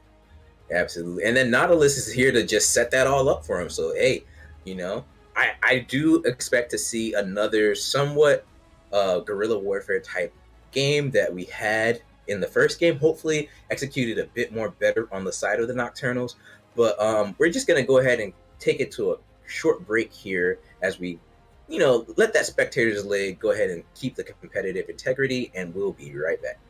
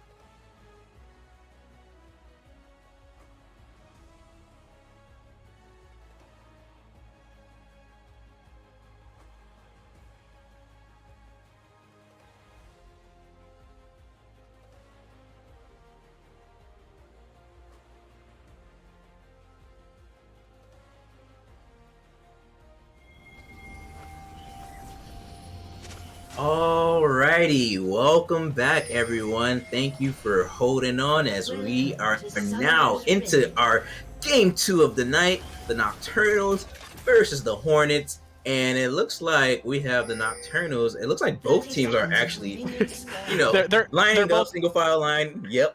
Yeah, they're both going in for an invade, and they're both gonna find nobody. It's just gonna be like, we got them. Where are they? Right. This is, this The could Fnatic turn level 1 invade. Yeah, this could turn into a vertical jungling situation then, where we see Karthik and Angrotis go for, the bottom side jungle, all bottom side jungle going over to Angrotis, and all top side jungle going over to Karthik. But it looks like Karthik is instead opting to go back and just get his own blue buff. It's just accepting that the wards are good enough, but he's gonna lose his red buff here, and I'm not sure he knows that at all. Looks like the Nocturnals, they're gonna be walking into this here. Okay, there are people walking away. The Hornets are leaving though. The Hornets. Yeah, oh no, they're still there. Yeah, they're still gonna be there, and the wards will see that dog hugger walking by, and perhaps he might get jumped on, but I doubt that's going to happen. No pings have come out yet from the Nocturnals, so they are not aware that this happened, and yeah, that's going to be really bad here, as now Angrotis is just going to pick up the Wraiths here, and if Karthik does not adapt his pathing to head up to the topside jungle of the Olaf, he's going to be so far behind in this early game. Yeah, it looks like he's completely unaware, and I think Karthik there, or I'm sorry, not Karthik, but Angrotis, I believe he took the red buff and the Raptors there as he now passed towards his blue buff, and Karthik is now we have an engage towards his chickens, yeah. But that is not an engage that will go anywhere aside from getting a flash. But yeah, no, Karthik is going to find the results of Angrotis's, misbehaving in the bot side jungle, and is now going to realize, where are my buffs? I've been had. And now he has to make a hard decision. It's like, do I just clear the golems? Do I even check the golems? Are they even gonna be there? Or do I start looking towards Olaf's topside jungle? But he's so far on the other side of the map that he's just completely screwed here. And it is so bad for him. This is catastrophic right now. In terms of at least early pressure, Angrotis is gonna be so far ahead, just in terms of tempo, in terms of gold, and there is no vision left on the top side of the jungle for the side of the Nocturnals, so they're not gonna see any of this as it breaks down, and yeah, feels really bad. It feels really bad to be Hecarim right now, but on the bright side, he can look for some gank opportunities. He is a rather proficient champion at getting some of these early ganks off, but he needs to find a good angle, and I'm not sure that angle is gonna show itself. No, absolutely. So as of right now, Karthik, he looks lost. Yeah, he really looks like me when I'm playing jungle. Like they let the support main without any hands into the jungle, and it's like, hey guys, and now he's gonna be spotted on that ward there. Yeah, so, yep. He's standing on this ward. They know he's here, and they're not even gonna and waste this time. Well, they revealed it, and not only did they already know he was there, but his debauchery was revealed by the relic proc as it went to him in the bush there, which, that's really bad news. Not only did he get his jungle stolen, but he also wasted his time colossally right there. He was at least able to secure a scuttle. Like, that is better than nothing. But yeah, but on the other side of it though, Angrotis got three quadrants of the jungle. 3 buffs. He got 3 buffs. And that too. That is quite good.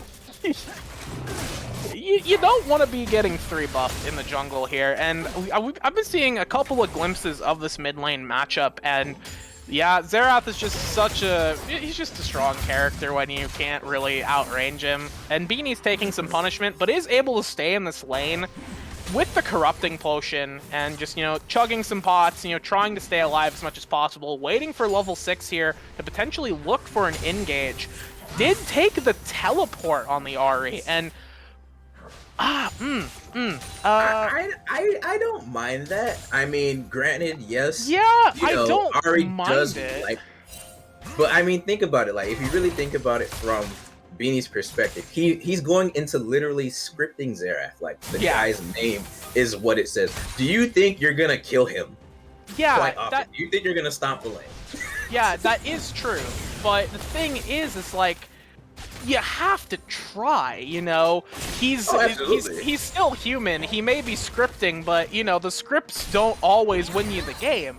And the teleport is definitely, like, a safety option here. He's worried about losing this lane, and he's like, oh, man, I gotta make this lane as safe as possible for me. I gotta take teleport. I see it more as a mobility thing, because I mean, we already said their team is a very mobile composition. So, you know, Ari, I see them trying to play probably a 1-3-1 composition more than likely. Yeah, that is Ari in the side lane, Mundo in the other side lane, and then TPing to whenever the need is met, you know, or when it's needed. So okay, yeah, I can see the split push as an option here, but I think in this specific scenario, in this matchup, I would prefer having a more maybe aggressive option in the mid lane in terms of summoners rather than the TP, because your big advantage on the Ahri is your damage, and we can get an we get a little bit of that Beanie and Grotus are fighting 1v1 in this jungle here, and Grotus running down the Ahri there, using the spear, and Grotus is out of position, and first blood will be given over to Beanie. So the Nocturnal's got one on the board. Yeah, and just what I was talking about there, Ahri's big advantage right now is her damage in the early game. Like, while she has, you know, well, before Mythics matter, because Ahri can't build any Mythics, she has a bit more of an advantage in the early game with her extra damage right now. So, you know, she needs to be looking for some more of these kill opportunities. Xerath is a very immobile champion. If you find a good flank, and the Spirit Rush is so good at getting around minions and lining up a great charm into your Q, into a Spirit Rush, into the Foxfire, and then followed it up with Hecarim coming over the wall, that should be a guaranteed kill, even, or at least you blow a flash with it. And the Ignite or the Exhaust would help so much with making sure that goes through that I don't necessarily think the teleport, it'll be better later in the game, especially if their strategy is to look for that 1-3-1. But in terms of getting the Ahri some kind of lead over Xerath, I would rather have seen the Ignite. Hold that thought there, though, Becky, as we have another conflict in the top side of the river. As Karthik using the Onslaught of Shadows to take out Angrotus, and Paul is running for his life, and it looks like he'll be able to get out here. But Nocturnals are, you know, 2-0 right now on the Hornets, so things are looking pretty good for him so far. What about a 500 to 1K gold lead? I'm not gonna do the nitty gritty math here, but that certainly bodes well for the team. That is for sure. They were able to pick up the Dragon earlier as well, and now they're going to be picking up the Herald on the top side, doing really well with Karthik, despite being at that disadvantage, is able to look for these opportunities, look for these plays, and luckily Angrotus is serving himself on a silver platter here, going a little too far forward, feeling a little too confident in this matchup, and gets punished. And Banana Bread gets the engage onto Dog Hugger here as the Ignite comes out, and Leaky Pig was autoing down the Nautilus. They will be able to secure his life as Amistan is looking to get something back for his squad, but I don't think he'll be able to do so. And he lands on the trap there. Banana Bread's gonna go ahead and flash. Amistan trying to get the kill, and he will be able to secure it. And it's a 2-for-1 in favor of the Hornets bot lane. Yeah, that was something else. A Dog Hugger getting a bit aggressive there. Yeah. Alistar hitting level 6 first, seeing the opportunity, you hit level 6 and you just go in. That's what you need to do on Alistar, and that was a very good decision by Banana Bread, and maybe the bot lane of Angrotus. You are Angrotus here fighting with Karthik, and Beanie is really low, but has plenty of mana to adequately help his jungler here. Misses the charm as when Ragnarok goes in, and he will secure the kill onto Karthik here. He's now scripting Xerath using the Rise of the Arcane ultimate there, trying to get some kills. It will not be able to do so, though, as Angrotus is now fighting Amistan 1v1, and this Olaf will not be able to secure the kill. Huh. And his life is taken instead. Angrotis, I don't know if you like. I know you got the wraiths early on in the game, but I don't know if you've noticed that's not your jungle. You need to have a bit more vision and like a bit more backup to do that, because Scripting Xerath was there, and they were able to nearly kill Beanie and Karthik in that play, and that would have been fine if they had gotten one of those kills. And maybe they did. The score is 4-3 right now. I don't know if that's how it was before, but I wasn't necessarily keeping track. No, it was they had 2 kills so before, so they did get a kill, and that was on Karthik there. Okay, yeah. So Karthik did end up dying there, but at the same time, like, Ingrotus too far forward, getting caught out once again, and the early lead that the Olaf was able to get is completely evaporated as Karthik has evened the score, and they're now tied in CS, and they're going to be looking to get the second dragon. Yeah, and even Team Gold isn't. But Team Gold, though, however, is now, you know, in favor of the Hornets, even though the Nocturnals are currently up in terms of kills, and I feel like somewhat tempo, you know? Yeah. So. And we're going to be seeing a Hex Rift. This, oh, nice. One of the fancy new rifts. Ooh, boy. Yeah. I sure hope this pans And you know what this says to me, Becky? You know what this says, right? What does it say to? More mobility. More mobility in favor of the Nocturnals. I mean, in favor of both teams, but like... Definitely favors the Nocturnals more than the Hornets, looking at purely mobility. Caitlyn has the net, but that's about it. Xerath doesn't have mobility. And Olaf runs at you. Alistar has headbutt. And, you know, the most mobile champion is Wukong. That's not a good thing. Wukong is okay. Like, his mobility's, you know, he stealths and he dashes. So that's about it, though. And, you know, oh man, Camaro Matt looking at this fight. Yes, Camaro Matt and the Cyclone coming out here from Paul, 1-2-4, but doesn't look like he's going to be able to get anything. Cleaver's coming down. Matt is starting to run him down there, using the ultimate maximum damage to, you know, regenerate some health and ensure that he is healthy during that fight. And it looks like he's going to also get the flash out from Paul. And Paul's pretty low there, so he's going to have to watch himself. Yeah, Matt can definitely dive him. Yeah, Matt can dive him, but Olaf is here to respond, and Grotus is ready to come up here and try and take Matt down.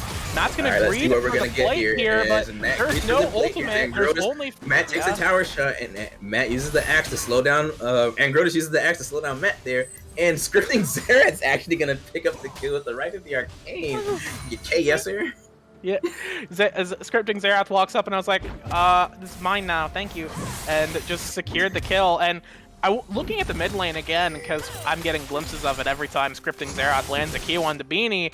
Beanie is now a level down here in the mid lane matchup. 2 levels, actually. 2 levels now. Oh my goodness, that's 2 levels. Yeah. As Angrotis here. Yeah, Angrotis walking forward once again, confused, doesn't know where his own jungle is. He believes all the jungle is his own jungle, and perhaps it is, but, you know, still a little ambitious here.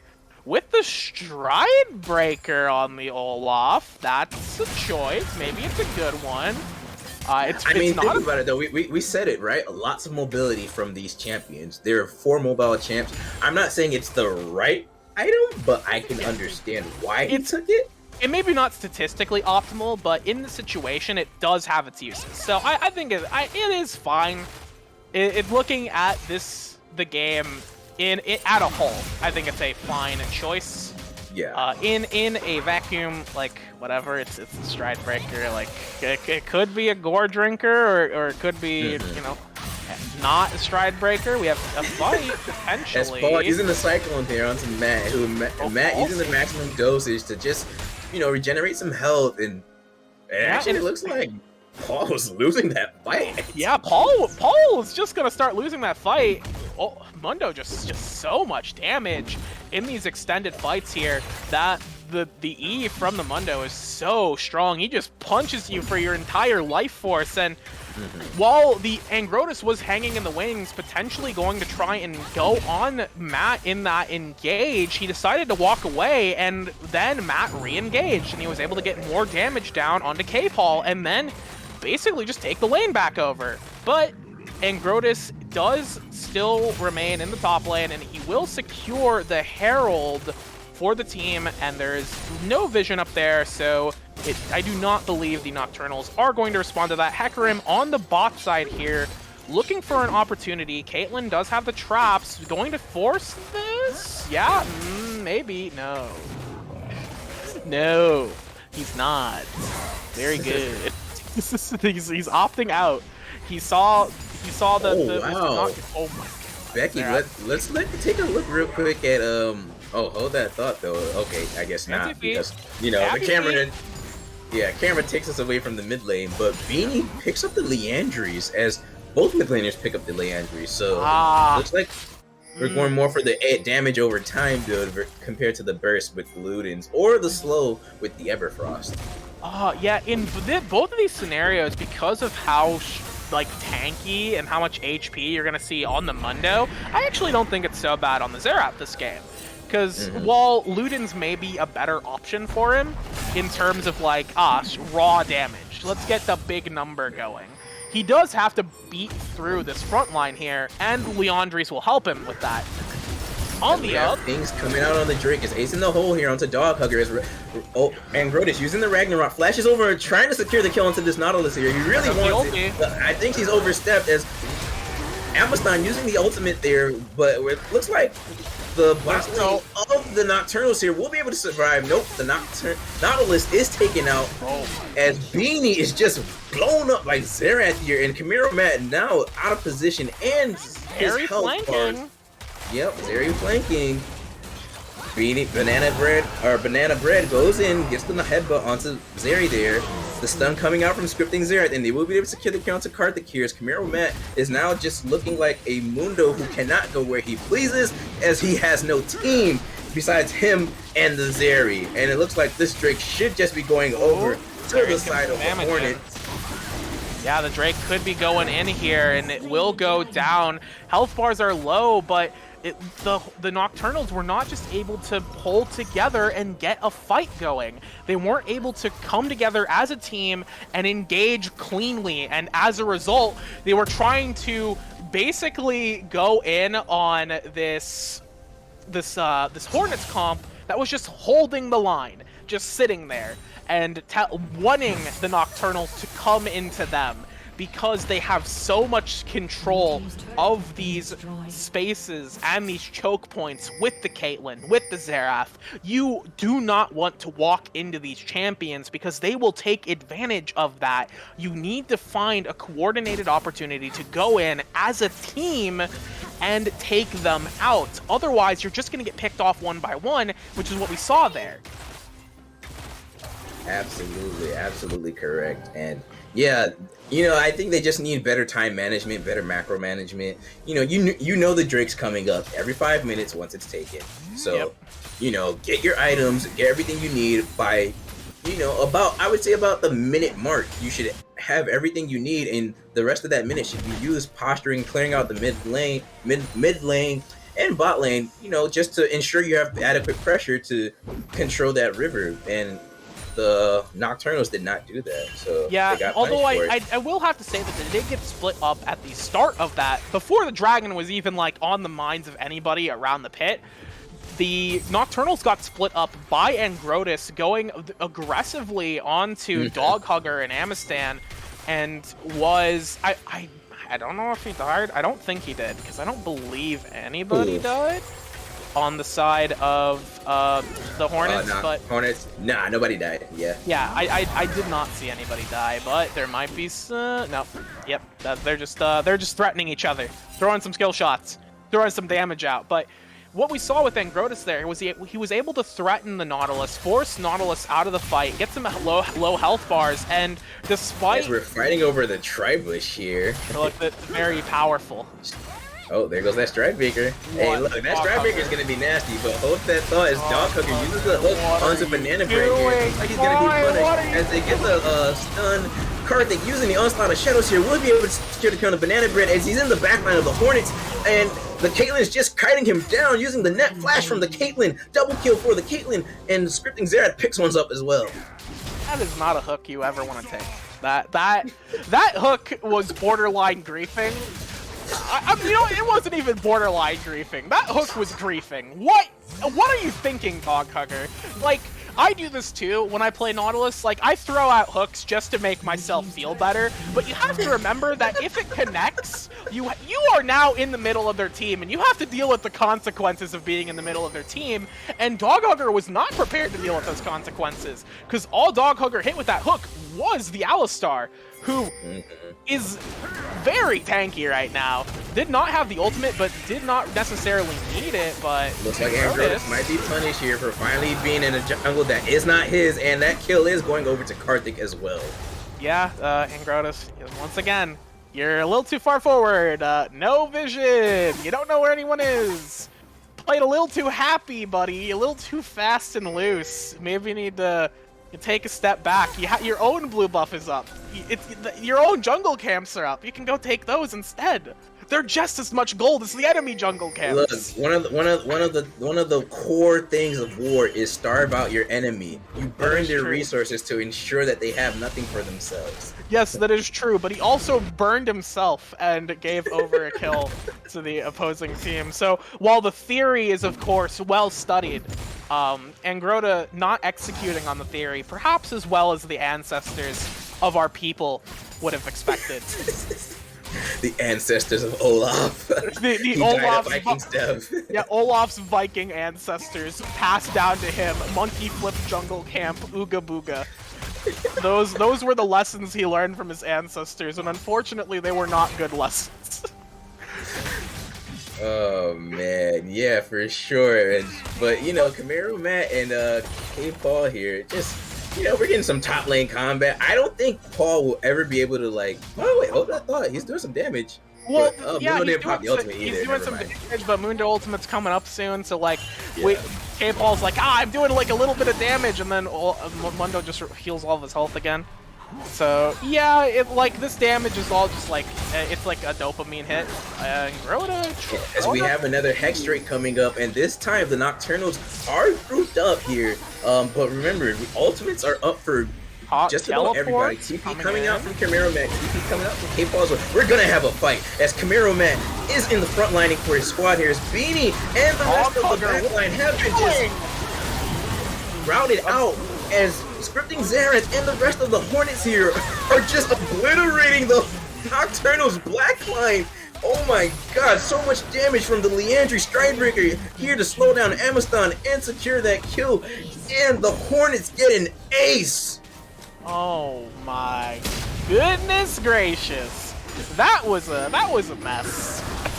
That was a bit of a mess for the side of the Nocturnals. Ah, man, the TP's coming in there. Now? Yeah, Stridebreaker, best item in the game. Not complaining about it. You know what? I think it was good tech. I think this game, we saw right there, it is good tech against this team. Being able to lock people down and being able to make sure you can just run them over. So yeah, that's fine. That engage and the frontlining there from the Nocturnals was once again so disconnected between these members. They're not communicating these fights very well. Because on one hand, you have Karthik and Matt looking to just, you know, frontline these fights. Yeah, or I guess more like Matt is trying to frontline. Then Karthik is trying to dive. And then Dog Hugger is in a whole other zip code from the rest of his team, trying to play the hero, walking in 1v5, getting flanked and killed immediately because he has no defensive items, has not even finished a mythic yet, throws out the ultimate, then misses the Q on the target who is in the air. Very impressive. 4 out of 10 on that one. Just... wow. I don't want to harp on the Nautilus here, but I play Nautilus, so it specifically is bothering me that you gotta play smarter than that if you're gonna be on this Nautilus, especially when you're at a disadvantage here, because a support who is behind is an easy target. But you need to take advantage of what you are able to do. You need to stick with Matt. You need to not go on these suicide missions to get maybe one target CC'd for 1.5 seconds. You need to be able to communicate with your team and use this CC when there are people who can follow up on it. And this goes for not... Yeah, it looks like the Hornets definitely want to posture for that Baron here, and I think they're gonna be able to secure it as the traps and the stun coming out, and Dog Hugger has just been put down. Yeah, he's not hugging any dogs anymore. Not in this state. He's currently dogless. That is for certain.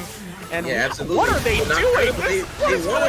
They want to punish this Baron take, but they're not coordinated at all. Scripting Zero is now using the right of the arcane here on Amiston, Leandries, and the tower shots. No, we're just witnessing a complete collapse here from the Nocturnal squad. I'm in disbelief. I don't know exactly how to break down what I just saw. Quite frankly, Dog Hugger is showcasing what it feels like to be a support at a disadvantage. We're just gonna watch Karthik die here. There's nothing else to say about that. But you're seeing what happens to a support at a disadvantage like Dog Hugger's at, where you walk out to ward and then you get instantly killed. Oh. Yes, very good. Can we say they're tilted? Is that that was definitely a misplay. That was a hook, like, that was a hook that you don't want to hit. Like, that was one of those where it's like, I feel like I gotta throw a hook to, like, feel like I'm important, but you don't want to actually land it, because he would have died immediately if he had landed that hook. But, yeah, no. Because Dog Hugger died there, they weren't able to actually look to even attempt to fight over the Baron, and instead, the Nocturnals tried to go for a play in the mid lane, but they were so uncoordinated in how they wanted to execute the mid lane play, where it's like, oh, are we gonna push? Or are we gonna, try and go for a flank? Are we gonna try and ambush them after the Baron? But they didn't have a clean game plan, and as a result, they just ended up floundering and getting shot down by Scripting Xerath with the right of the arcane just across the map. Yeah, Scripting Xerath definitely living up to his name. As we take a look at the KDAs of both respective squads here, 005 for Paul, 547 with a 400 gold bounty for Angrotis, 9-0-4 for Scripting Xerath with a 700 gold bounty, 500 bounty, and a 516 score line for Leaky Pickle and Banana Bread, 01-12. So, man, just... Yeah, across the map, it's nearly a 10k gold lead for the entirety of the team.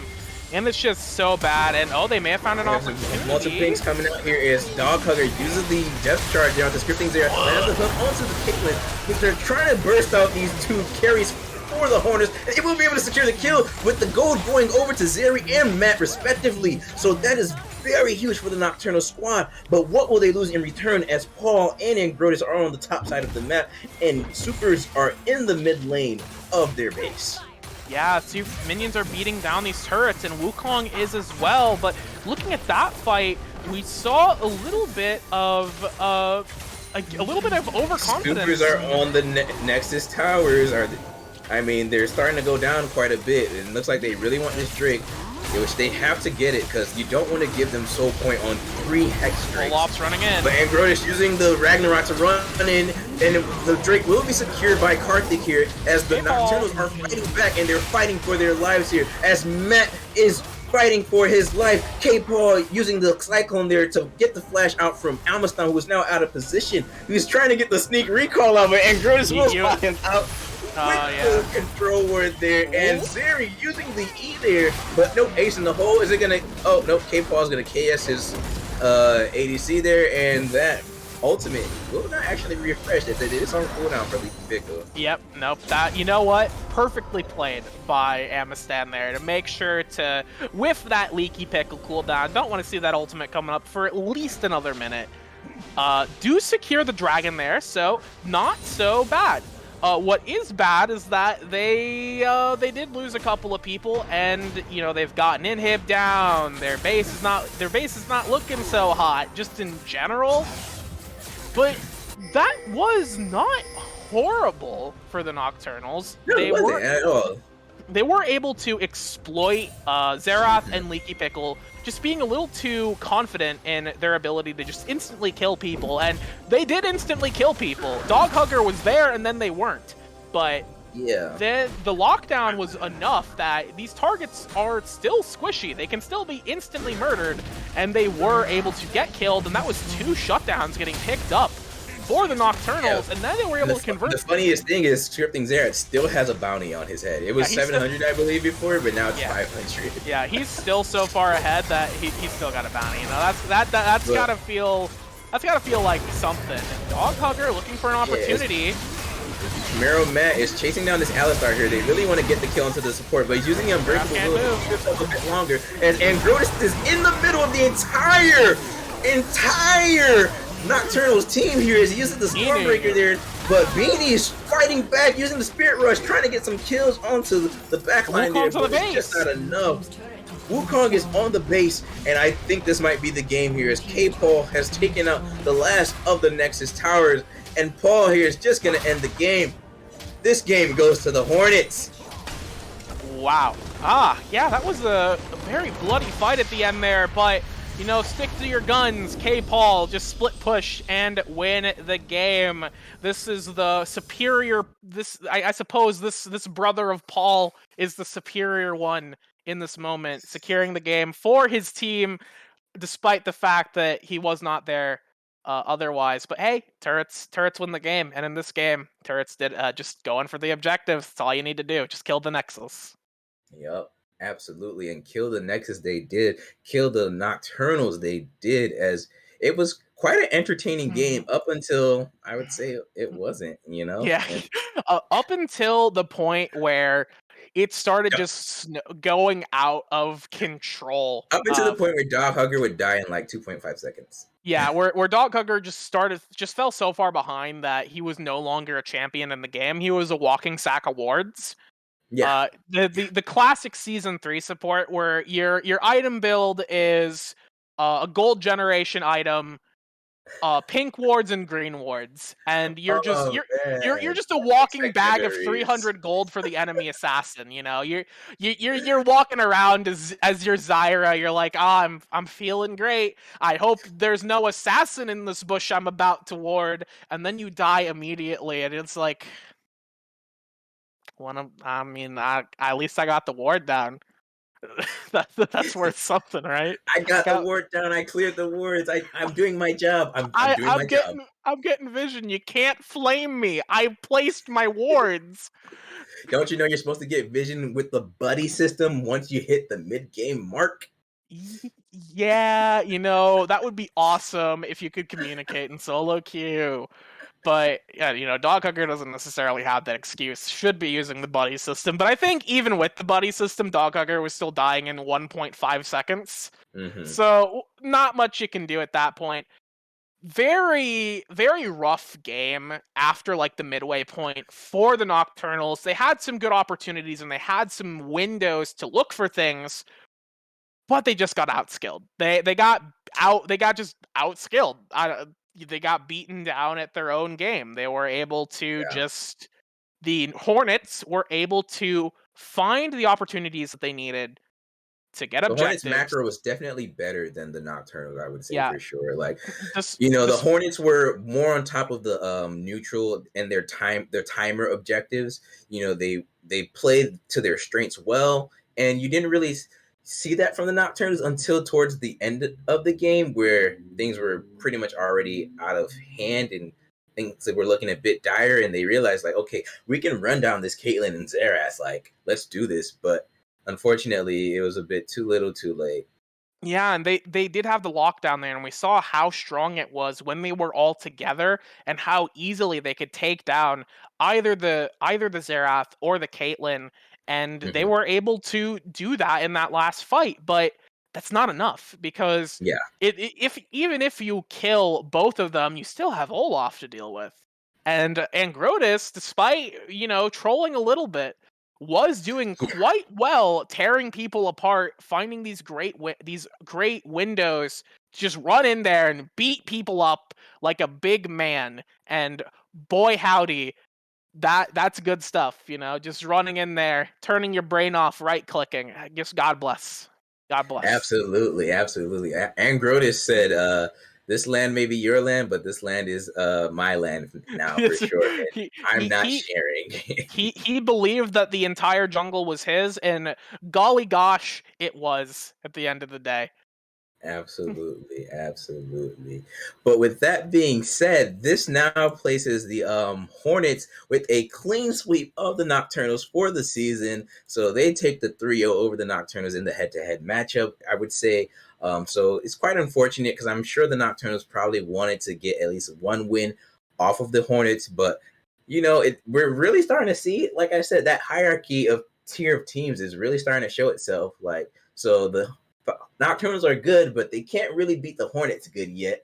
And I think I'd have to look at the schedule to be sure, but I think the Hornets and Falcons play one more time. So I'm very curious as to see what that matchup will look like, Yeah, we are going to and be if the seeing. rock paper scissors will actually Yeah, line up.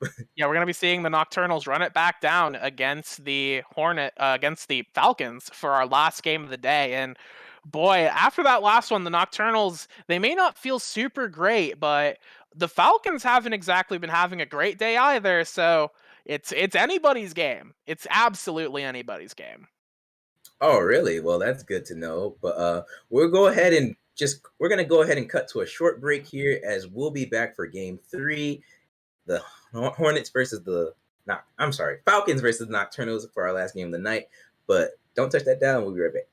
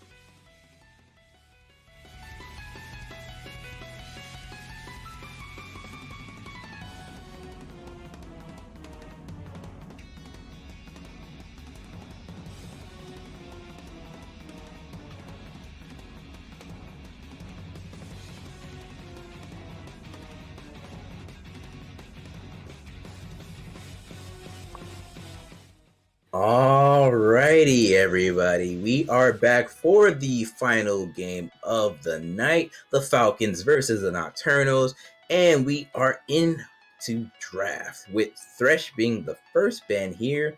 And let's see what the Nocturnals are gonna ban. Oh, and we got the. Where is the draft link? is there Oh, a draft link? it was definitely there. Here, I'll send it to you, buddy. Or if you just scroll up in the client, you should see What? it. I was not here for that. Oh, geez. Oh yeah. Okay, here I'll send it to you. But Yeah, we can got you send it Zinzao over? coming out here next, Okay.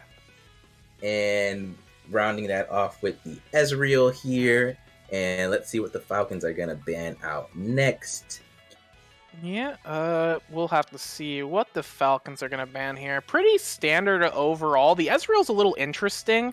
Mhm. Not really a super high priority AD carry, although it may just be like a targeted ban towards the AD carry of the Falcons. I don't necessarily know what they're good at. The Jinx, Or a strong AD carry. Very good to ban that.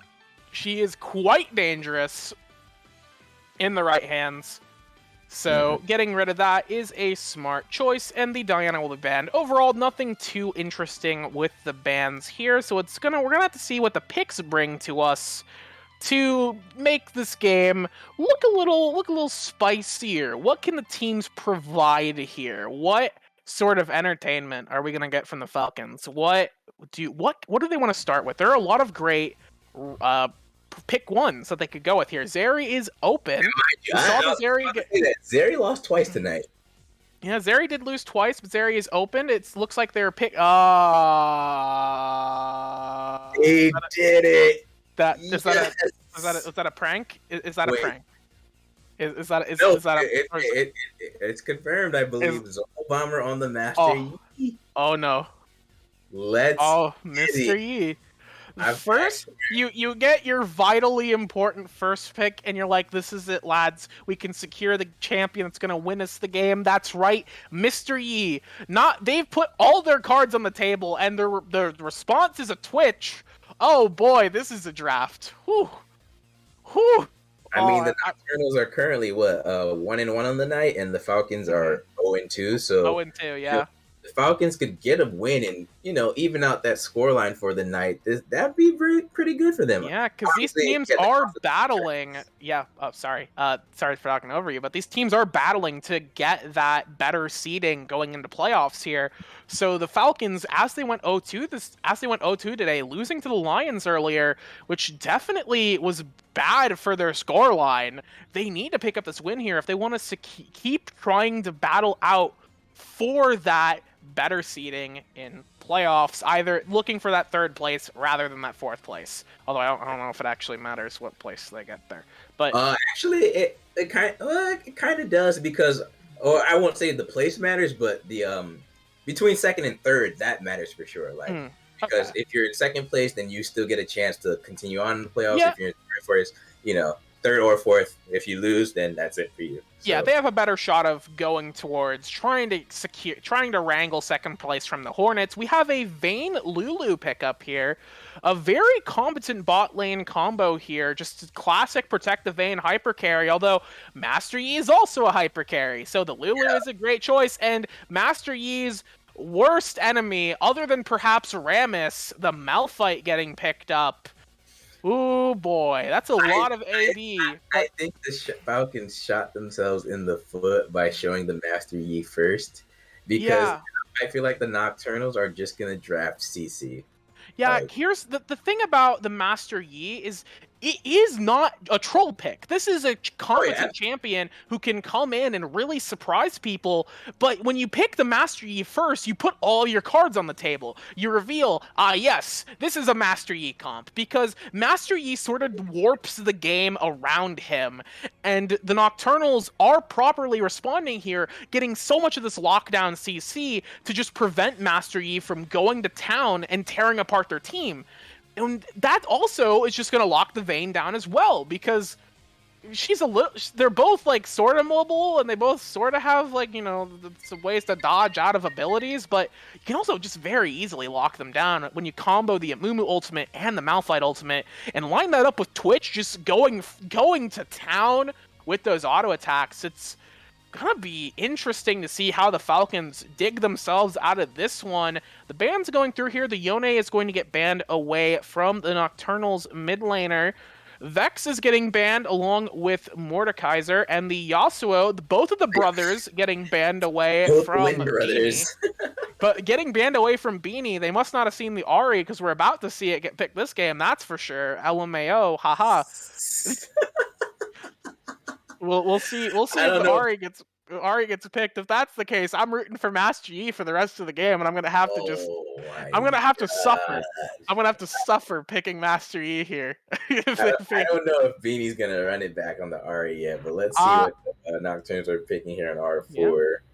They're going to be getting the Jarvan, another great champion just to lock people down. Master Yi's fast. What do? You put him in jail. That's a great way to stop him from doing things, and it's another tool to go into the Nocturnal's toolbox. The Nocturnal's composition is terrifying right now. Yeah, I will say their damage is a little on the lower side, and if this is a game for Sylas, this is a game for Sylas. Oh the my Amumu, God, the Malphite, dude, the Jarvan, all of these ultimates are so good to steal right here. The Sylas is great tech here to pick up by the Falcons, and the Ornn is just what they needed to try and round this comp out. Gets a good front line and a really good CC option to allow the Vayne and the Master Yi to make things happen, and with the Sylas getting these engage ultimates from the Amumu and the Malphite, he is also going to be a threat in this front line. So actually a very good B4, B5 coming out from the Falcons here to redeem their composition that was a little iffy, and the Akali will round out the composition here. Akali. That's the champion I'm thinking of when I look at this comp. When I think about what mid laner can we bring into this composition with Amumu, Malphite, Jarvan, these three champions that go in and look to just lock people down. You know, we need to combo with him. Who do we bring out? Akali. Orianna? I was thinking that too, because I was thinking... Even the Ahri would be better here. What is this? Am I being pranked? I feel like Beanie's pranking me. What? I am... Okay, you know what? Falcons got this. Master Yi, best champion in the game. I'm coming back to you, brother. Oh, man. That Akali just took the wind out of my sails. I really do not know. Like, the Nocturnal's comp is still good, because Amumu, Malphite, Jarvan is a fantastic engage core. It is a great way to lock people up and get a ton of damage onto the board, especially with the Twitch, who can use his ultimate to get a ton of piercing damage and a ton of AoE coming out with the expunge and with his own bean can, you know, his little poison can that he throws. But the Akali is just such a, like, it's like a champion that belongs in a different game. Like this champion does not belong in this comp. That it really should have maybe looked for more of a control mage here. I do agree with that, but I just want to make a quick counterpoint where I can see part of the reason you picked the Akali is because even Yi himself, they're all like kind of squishy champions, sans the Ornn, right? They're very squishy, so that's for sure. You already have your think about it, you have a Malphite going in, you have an Amumu going in, J4. You might as well send the Akali, might as well send the mid lane in there too. Exactly, and those champions are more so for the lockdown. The Akali will clean it up with the burst that comes out from her ultimate, and you know, then Twitch to clean it up even more with the spray and pray there, as he gets the extended range on his ultimate, from his ultimate, not on his ultimate, but from his ultimate. So anyone that's running down is just gonna get shot down by the Twitch. So, I do agree. When I saw the Sylas picked, I was like, okay, maybe they pick Orianna here, maybe. But I can see some of their reasoning for the Akali. For sure. Yeah, granted, picking the Orianna would just give Sylas another good ultimate to work with, although it's a little bit harder to get the Orianna ultimate to work with Sylas. But now with the Akali ult, Sylas is just gonna Ugh. He's gonna get the assassination tool. But granted, he Yeah. doesn't really have any good targets to assassinate aside from Twitch, who, if he And positions Jarvan. well, oh Akali yeah, and herself. This could be a lethality. Jarvan did not consider. This is gonna be where in the heck is this? I just realized that they have a Mumu and Jarvan, and I didn't consider that one of these Oh champions has shoot. to support. That's I gonna be didn't the think of that Mumu either. support. A Mumu support into Vayne Lulu. He's gonna have the least fun I've ever seen as support have, and this is Dog Hugger on the Amumu. That And Falcons for sure, if they want to get advantage and get this Vayne ahead, I think that you need to focus on the bot lane. Like, yes, Yi Mhm. is also a feast or famine champion, but I feel like everyone else, while Yi is farming the jungle and ganking whenever he can, I want to see Silas roaming bot. I want to see everyone throwing everything into the Vayne basket here to try and accelerate this Yeah, champion as quickly as possible, so that way she can take absolutely. over the game. No, this is 100% a funnel Vayne angle. Just let Master Yi play his own game in the jungle and just get this Vayne ahead, because she's going to be so dangerous here. And she's one of those champions that, even though she's very auto attack oriented and they can build armor, like, she does true damage. She does percent health true damage. It is hard to itemize against Vayne. Harder relatively compared to, Mr. Yi, who I guess also does true damage, but not nearly as much as Vayne does. But going into predictions here, what are you feeling? What are you feeling, Redacted? Who do you think is taking this one? Man, this is tough because, like, right? Okay, so we just saw the Nocturnal. We've watched the Nocturnals, I believe, pretty much like all night. It feels like. No, we And saw them last game. Yeah. okay, yeah, we saw them last game. We saw the Hornets for 2 games. That's what it was. Yeah. Ah, man. If I had to throw my hat Oh. out there, if you want to take a second to think about it, All right, yeah. Give me a time. oh man, it is This is actually tough. tough. It is tough to call this, because although the Akali is definitely a dubious pick, like, it is still in theory going to work with their composition, as she works as another dive buddy to go with the rest of the And people. this can just still be the diving. Tank Akali build too. Yeah, that is true. Tank Akali is still an option, and that is something to consider. And that is quite a strong build right now. So yeah, that is a decent comp. But the Falcons, I think, like, the Silas and the Ornn are such a strong duo here that they and the Lulu have the tools to basically roll out the red carpet for Master Yi and Vayne to just tear the Nocturnals apart. Man. So I thought you were saying, you're going for the Falcons then. I'm going for the Falcons. Yeah, no, I'm gonna believe in Mr. Yi. I want to believe. I really, if the Nocturnals had a control mage instead of the Akali, I would 100% go for their composition. But I just do not think the Akali is going to help. I don't think their comp is well-rounded enough to handle what the Falcons are bringing to the table, which is just killing people. Just running at you and right-clicking, Yeah. Now that I've had some more time to think, like, it's too much of a risk for me, even though I love their composition and I can see it. I can see the damage just exploding on my screen. I feel like the Nocturnals just have too much CC that cannot be ignored. And I want to say ease of execution. That's the phrase I'm looking for. I think the Nocturnals just have the easier execution, the easier composition to execute. So I'm just going to have to go with the Nocturnals here.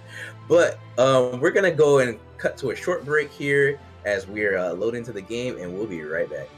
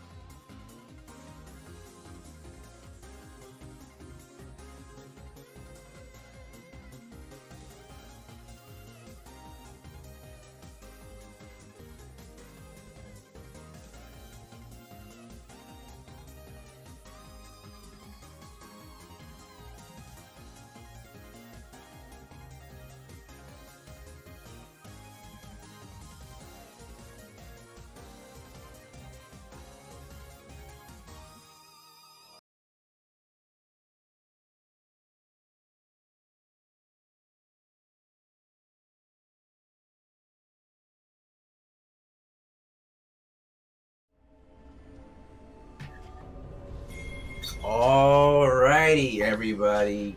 We are here once again for the final game of the Falcons versus the Nocturnals. And once again, both teams are 5-manning it up, as it looks like the side of the Nocturnals. They're running it down. They're rowing it, and instead, unlike last game, the Falcons are actually going to stick around. Vayne, on her own, may not be happy with what she finds here, although she is rather safe right now. Unless she steps out of this bush, perhaps they'll see this. Ward does go over the wall. They do suspect that the Vayne is there. They're moving in. Vayne's going to see this. She's going to walk away here. There is no engage here. Jarvan is only level 1. Going to drop the flag, do a little bit of damage, but that will be the end result, and they will only be picking up a ward onto the red buff from that. I was just play-by-play casting. I'm so sorry. No, it's fine. Hey, go ahead and do your thing, man. You know, it's pretty good. You know, pretty good. Plus, I didn't have to explain anything. I got my let my throat rest for more so when the crazier, more hectic action comes by. So. Yeah, no, that was just some slow stuff. You know, it's a little bit of macro. We do a little bit of macro here, and it looks like it's going to be pretty standard here. They're going to know that, you know, where Mr. Yi is going, and Jarvan, it actually looks like Karthik is going to be looking for a level 2 gank here, which is going to be interesting. Though, as Dogcooker gets the root onto the support there of the Falcons, and they will be able to secure that first blood, and he walks out with the Ignite barely taking him down. Yeah, that is very good stuff. Good stuff from Karthik there. Seeing an opportunity to get an early gank off with the Jarvan, one of his biggest strengths, just going for spam ganking. Spam ganking is such a powerful tool that Jarvan has because the flag and drag is just so good, and Mr. Yi's not gonna show up. He doesn't do anything until he actually gets some farm under his belt. He's a completely he is not a champion right now. You don't have to worry about him. So no, say that with your chest. You were gonna say the useless word. Say it with your chest, man. No, he is not. He's pretty useless right now. That's just what Mr. Yi is like. He needs those levels. He needs those items to actually do stuff, and that means that Karthik has a huge window of opportunity in the early game to just start making things happen around the map.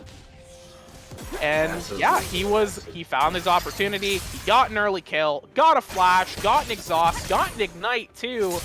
And yeah, just a great overall trade. Going over to the Falcons here, starting to getting that little bit of getting a little bit of power here, but the Amumu still level 1 in the bot lane here. Yeah, as Bus Shelter and Foot Stomper are chasing down Amazon here. Gets the slow onto the Twitch, flash forward, and the kill will be secured by Bus Shelter. Yeah, that flash, I think it was a spectator bug there showing the distance that the flash went, but was able to get in range enough to finish off that kill there. Vayne's damage with the bolts, the blighted bolts, that's Varus. The silver bolts, that's her W.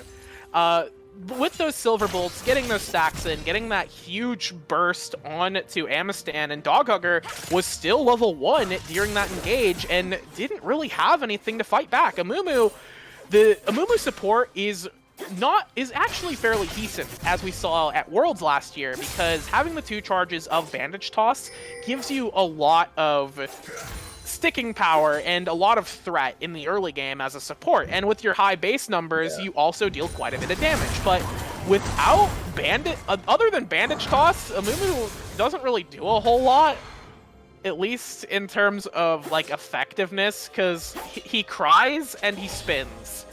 He break dances, and those are the 2 things that Amumu is best at: crying and break dancing. Without his Bandage Toss, he's got some sick dance moves, but that's about all he has. And it makes him a lot less effective as a support than the Lulu, who has so many tools that she can utilize to keep the Vayne safe. But it doesn't necessarily matter, because the Twitch is able to secure a good CS lead here. Dud did still get the first blood, so he has quite a gold lead, despite, you know, getting taken down. Yeah, absolutely. As we see Karthik there posturing for this Drake, and it is going to be a Hex Drake for the first Drake. on the map here. So no Hex Drake Soul, unfortunately. So one of the 4 classic Drakes that we've had previously, so yeah, it looks like it's just gonna be a free Drake given over to the side of the Nocturnals here, and the Falcons are, you know, just gonna keep farming up. Just Yi farming up his entire blue side. He has nothing left on his red quadrant actually, so I'm curious as to where this G will plan on pathing next. He is level 4, so hasn't quite yet unlocked the Highlander there. Yep. That's which is his ultimate. Yep. So it looks like, based on his pings, he considered going into the top red side jungle of the Nocturnals, but opted against it, instead going into the recall here, just taking a safer option, going to pick up likely bot side when it respawns. The red buff is going to be coming up fairly soon for him, so he's going to be heading to get that. Yeah, it's going to be up in, I believe, 25 seconds now. So he's going to be looking to get... Yeah, 20 seconds. He's going to be looking to get that instead, but that's still got 20 seconds, and there's not much else for him to do, so he's pinging bot side, and he's going to try and make something happen here, but Jarvan is also on bot side as well. So this could be a 3v3. Yi is there, and I do not believe the Nocturnals know that Yi is hanging around. No, they do not. No, they do not. As JDK and Camaro Man are fighting back and forth here. But Dog Hugger looks like he's going to get this through onto Foot Stomper. Solo Bomber walking up his bus shelter, starts to kite down the Jarvan there. And it looks like the side of the Nocturnals here really want something. The Falcons deter them. As, wow, we have some more action in the mid lane here as Rutledge and Beanie are fighting back and forth. The Ignite onto Beanie there. Flash out from Rutledge will secure the kill onto Beanie. Oh, that's a tilter. That feels bad. that's gotta feel bad. This Silas getting out. Hijack. The AP ratio. Yeah, he's looking pretty spicy here, and Beanie opting to rush the Oblivion Orb into the Silas is. I do not fault him for that. I don't fault him for that. I don't fault him for that. No, Silas has a ton of healing. The Kingslayer is so good at just keeping him sustained and keeping him in the game. And honestly, like, Kali's mythics aren't exactly too inspiring. Like, they do make her powerful, but otherwise they're not exactly like, they don't change the world. They aren't going to change her position in the game. So going for that is not definitely not going to falter for that, but it is a little it's definitely, it feels bad. Maybe not a first item. Maybe not a maybe first like a item. second item. But like, I don't fault him for that for sure though. Yeah, perhaps just like really worried about that healing. You know, it's like, oh man, I can't kill this guy. He keeps healing so much. How do I stop it? But 40%'s not a whole lot, especially when Silas heals like 400 with every Kingslayer or something stupid like that. If not 400, that's an exaggeration, but it is pretty dumb. Okay, it's 137 to 274 at currently, based on his missing health. So yeah, you know, it's quite a lot. It hurts. It hurts to see him just heal up all the damage you've done, especially considering Akali doesn't exactly have the best poke and you know, sustain damage here into the Silas. Yeah. But yeah, we have getting some things out here on this Rift Hero though, as Camaro Matt and Rutledge, Solo Bomber using the Highlander there, trying to chase down this Camaro, trying to chase down this Malphite. He's gonna use the Unstoppable Force though to get himself to safety. But now Horn using the Call of Force, on the Force God, as now Garthman put himself out of position, and Solo Bomber secures the first kill for this Master Yi. And this Rift Hero will go over to the side of the Falcons here. Yeah, Master Yi has picked up kill 1, the beginning of the end, as it were. Mr. Yi is kill counter. He is gonna be dangerous, and that is something to consider right here. The Ornn ultimate was spicy, you know.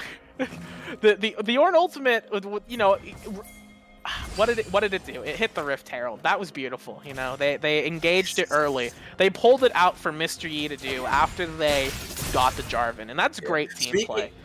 Speaking of that, Becky, I got a question for you real quick. So typically in solo queue, there are certain champions that I watch their kill count, and I'm like, okay, typically on average, if I have this champion on my team and they get this amount of kills, I know we're gonna win the game. For me, one of them is Katarina. If I have a cat go 3-0 on my team in the early game, it's typically a GG for us and we win. But hold that thought, as Relish uses these hijack unstoppable force onto the Akali there with the Ignite, and it will be able to burn him down. So this Sylas is now 2-0. 2-0, yeah. Yeah, he's picking up some kills.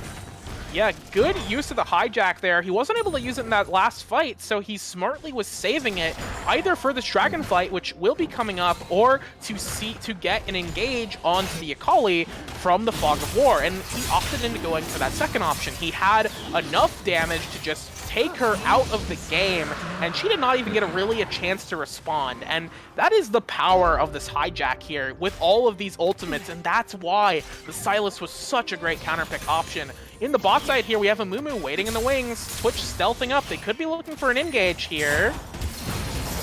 Yeah, it looks like Dog Hugger gets the Curse of the Sad Mummy there as Amistine flashes in and they will secure the kill into Bus Shelter here. Foot Stomper looks to be next on the menu, but he flashes out and the Lulu lives another day. So while we have some downtime, what I was saying, Becky, was, once again, if I have a cat go like 3-0 on my team, I typically know we're going to win the game. Right now, Zolo Bomber is 1-0, I believe. So how many kills do you think this Yi needs before you think it's GG for the side of the Nocturnals here? 1. I don't want to see Mr. Yi getting a single kill. But he already has one. Yeah, exactly. It's over. No. Whenever I see Mr. Yi in solo queue, it's usually by somebody who has like 1 million mastery on the champion and they're on the enemy team, and I'm like, oh man, if they get anything done, it's just game over. And then they get 1 kill on my jungler, stepped a little too far forward, and it's like, oh great, he's gonna come bot lane next, and then he comes bot lane, and then it just goes downhill from there. So yeah, I do think like the 1 is a bit of an exaggeration, but you do not want to let this man get any more kills than 1, because he is like I said earlier, Mr. Yi. I keep calling him Mr. Yi, Master Yi. Yeah. He warps the game around. I thought you were doing that on purpose. I was doing it on purpose, but I realized I should probably not do that because it's only funny to me. What?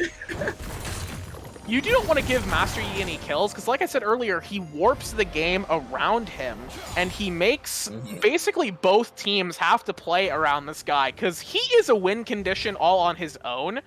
Absolutely. He's got that kind of power, even, you know, especially in these sorts of lower, these less these amateur leagues, you know, he has the ability to win games purely based on the fact that he is a stat check champion, and he is hard to deal with because he's super slippery. He can't be slow. And you know, and the craziest thing is the Falcons, in a sense, to me, have drafted 3 hyper carries. Like, let's not front. Like, if Sylas is already ahead. Sylas can hyper carry too. You know, it's not the standard way we think of a Vayne or a Yi, but this Sylas gets even a few more kills, a few more items, and he starts landing those combos really well. He becomes a menace. And I've been on the receiving end of a very fed Sylas, and it is not fun at all. It's very frustrating. In the VAD league, we see Sylas get banned quite a bit. Nearly every time he gets picked, he just tears it up. This champion is so good in the right situations, and this was a perfect situation to pick him up. So not too surprising that he's doing well this game, and he is absolutely a win condition for this team on his own, and can become this kind of hyper carry if he needs to, but he needs to potentially look for, you know, try and keep going for the snowball here. But on the bot side, we have a guy coming out as Beanie and Rutledge are once again engaging in Mortal Kombat. Beanie using the ultimate there, trying to secure the kill onto Rutledge. Will he be able to do so? Rutledge flashes out, Beanie flashes forward as well. Sylas gets the heal and will secure the kill onto Rutledge there. That's a tilter, but I don't think we're done. As Dog Hugger, it looks like he wants to use the Curse of the Sad Mummy to CC this Vayne, but it looks like it's gonna work against him as Vayne is just running down the Amumu there. He should have committed and done it sooner rather than later, but it looks like they hesitated and realized they didn't want to go for that play anymore. And JDK teleporting in as well to support the bot lane. Yeah, that was a great teleport from JDK to deter that dive there. But that was such an uncoordinated dive from the side of from the Nocturnals, because Karthik was not on the same page as the Amumu, so Doghugger was left on his lonesome there. Amistan did try to follow up as best as possible, but the Lulu is so good at disengaging these fights, throwing out the shields. She threw out the Wild Growth there onto the Vayne to get Vayne more HP, to make her look more threatening. You know, it's all that you gotta consider, you know, they're bigger and they're a little more terrified of them. Maybe that's why Amumu opted out of hitting the R key, because his ultimate is still up. He did not even use it in that fight. You say he used it too late. He didn't use it at all. I suppose it is too late considering it is up, but he didn't even attempt to hit the R key in that situation. And it would not have made things go better, but if you're gonna go for that play, you need to commit quick and fast. You have to commit to it. You can't be wishy-washy about it. And that sort of wishy-washy situation led to Doghugger just getting killed. Yeah, for it looks like we basically have some nothing. more action here at the Drake, and behind the Drake is Rutledge is just running down this Akali here, as Beanie looks like it's gonna be secured by Rutledge there, and the side of Nocturnals, they are just getting routed by the Falcons here, as Doghugger gives over his life to the Yi, who is now 2-0. And there's an 8-2 score kill line in favor of the Falcons, a 4,000 gold lead. And, you know, once again, Becky, you said it. This team, they are hyped. They're scaling. They're scaling well. They're scaling so hard right now. And while the engage from the side of the Nocturnals is very good, they need to hit later in the game for them to all come together and for everyone to come online. Right now, while the Malphite's doing fine, has his Mythic, he's going to be getting his boots fairly soon. Jarvan's on his one item. Kali is going Build-A-Bear right now, hasn't finished a Mythic yet. And we have Twitch, who, you know, completed an item, and Mumu has his item, but overall, the gold deficit is starting to get a little out of hand for them, and they may be able to win if the game evens out, and they can sort of stabilize the bleeding. They can look to drag the game out, get later, and actually use the advantages of their comp, but if they just continue to let Sylas and Yi and Vayne continue to scale unchecked, But how do they do that now at this point? Like, how do the Nocturnals, you know, punish some of these players, or just even find a way back into this game without giving any more over? Oh, as we get the flash out from JDK there. Yeah, I guess it's going to be a matter of you have to look for smart picks. Use the... Rutledge lands the chains onto Beanie, but Beanie has backup this time. Uses the Everfrost to root Beanie into place as Doghugger misses the first Q there. All the Forge got coming out, chains onto the Jarvan. Looks like Beanie's once again going to be the sacrifice given over as the Wild Growth comes out to support the Sylas even more. I don't think he needed it though, but this guy is... Hey, remember what I said about Sylas being a hyper carry? Yeah, he's carrying for sure. It's just, yeah. Oh man. Yeah. Zola Bomber cleans up the Amumu, who now just wasted his flash, and I'm kind of already ready to call it. I'm saying this goes to the Falcons. I know I voted for the Nocturnals, but this is looking like a done game to me already. Yeah, man, like I don't wanna say like I called it with the Akali being just a horrendous pick in the situation, because obviously Beanie's not playing well. Beanie is getting the treatment. Oh, we have a fight. Beanie is getting the treatment that he is named for, as Bus Shelter flashes, but will not secure the kill onto Amistan. And that was Twitch is able to pick something for his team. That was some good ADC 1v1 combat. That was some Mortal Kombat for sure. The flash, I believe, you know, that was like, the flash of hope is flashing away when you have an auto attack flying towards you and you're dead anyways. I don't know what that flash was. Perhaps they thought it was a Kassadin ultimate and that it was going to deal the last bit of damage they needed to finish the Twitch off. That was just like a desperate flash for sure. Not gonna rag on that anymore though. That was just like a good outplay from Amistan. You know, give Amistan credit there. Definitely outplayed Bus Shelter there in the 1v1. And that's nice to see, you know, Twitch getting some kills. Twitch getting a kill. And they are going to be posturing around the dragon here, setting up for it. It's going to be coming up in a minute now. So they want to set up and start getting vision around here, but they need to also look at, I don't know, they need to look at getting some of these waves moving. They're looking to get the bot lane moving. They're waiting for another wave. They still have plenty of objective bounty gold on the board as well. Maybe they can get some of these towers down, but it doesn't look like the Falcons want to concede any of them, as Drake is coming up in about 30 seconds here. Yeah, the Falcons actually do not priority. have... Yeah, the Falcons actually have pretty awful positioning around this dragon, and they only have one. If the Nocturnals get this is sole point, and oh boy, we have...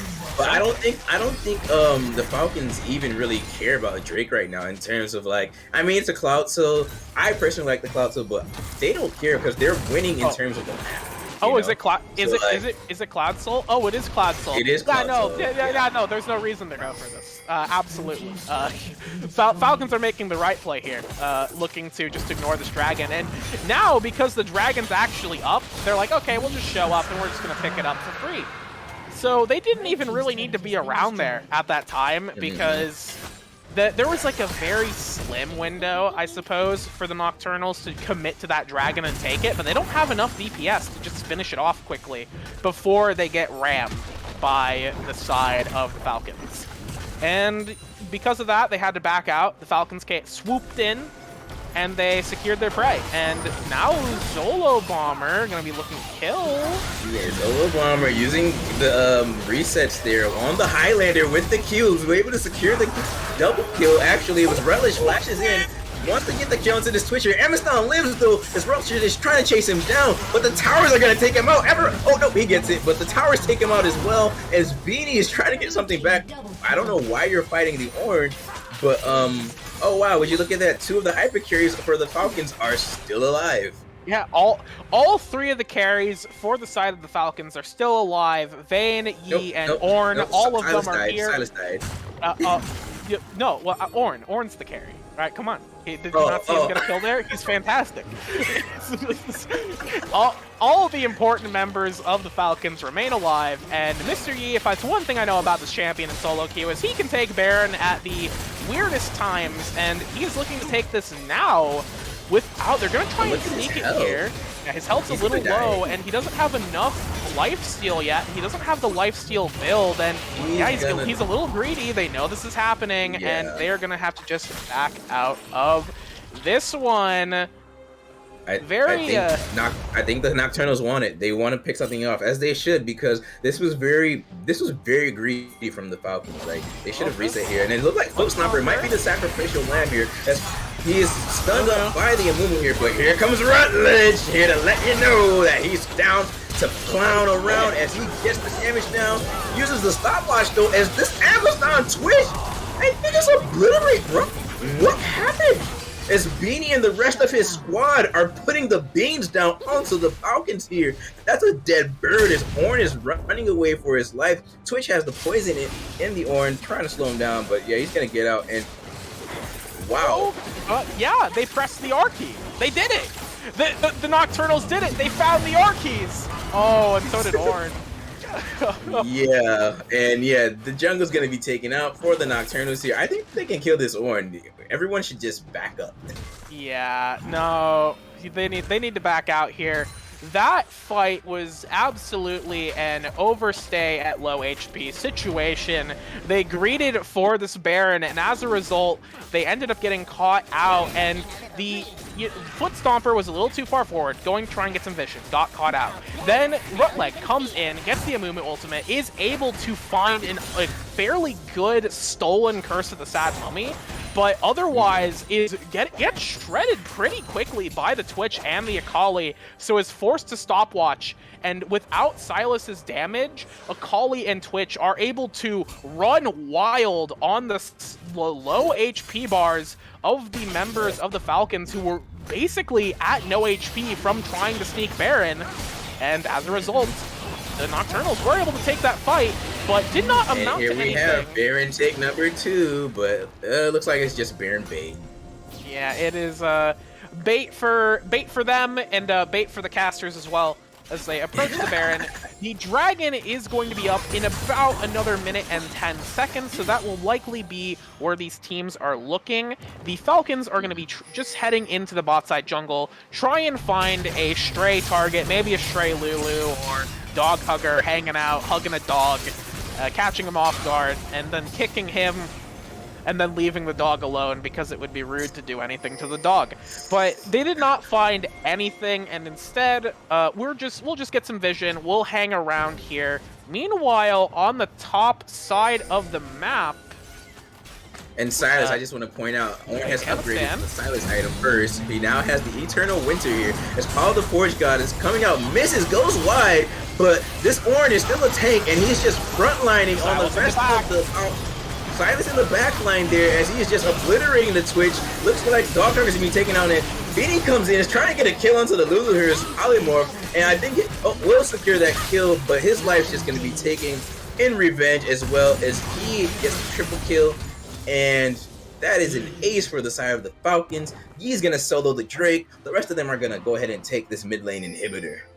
Yeah, that was a fairly decent pick that was a pick opportunity for Amistan. He saw a window to go in onto Bus Shelter in the mid lane, but the Ornn was nearby, was able to call the Forge God. It may have gone wide, but there was still plenty of time for the rest of his team to collapse in there, and once Silas showed up, he had the hijacked unstoppable force. He went in on the back line, he smashed them, he locked them down, he used their own lockdown tools against them, and used them way more successfully. It was a very close fight, though, because Beanie is actually putting out quite a lot of damage right now, and Amistan as well.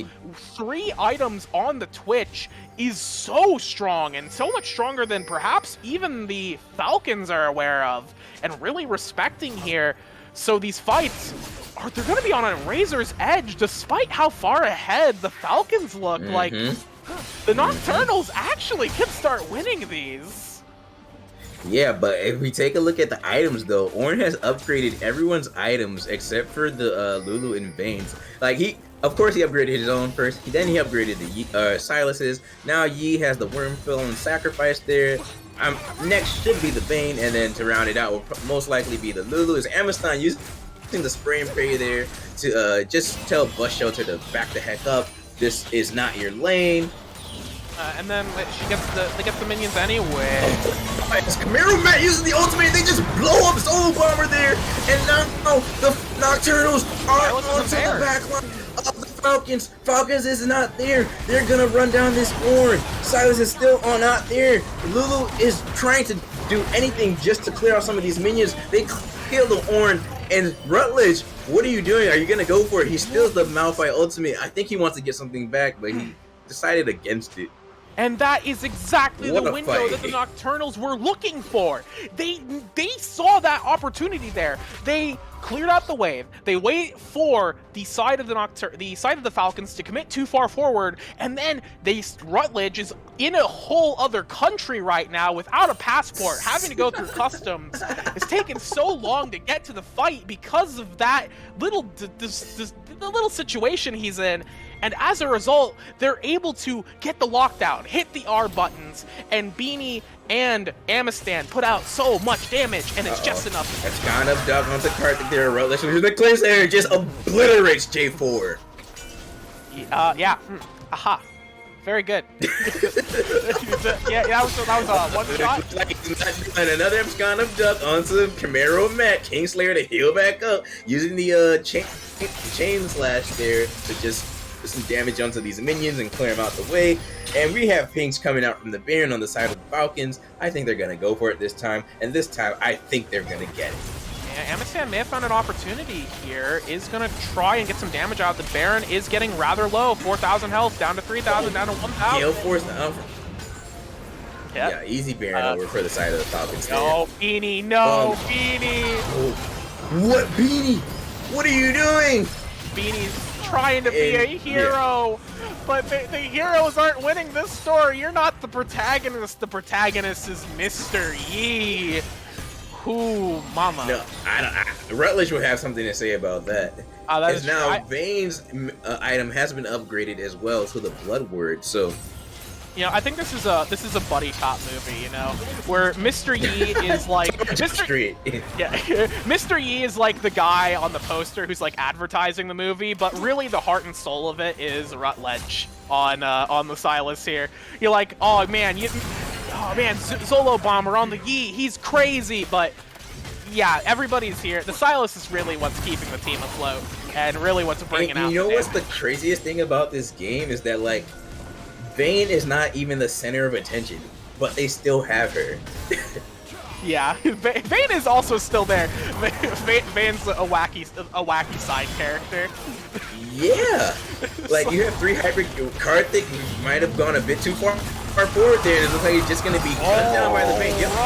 This is the game here. Rutledge uses the stolen ultimate unstoppable force there to just obliterate the backline of the Nocturnals here as the Falcons are just cleaning up the rest of them. Orn goes in, they get the kill onto Beanie there. Beanie treatment delivered, and this is gonna be game for the Falcons, who increased their weak score to 1-2. Absolutely. A great engage there from the side of the Falcons. Just going to clean this game up.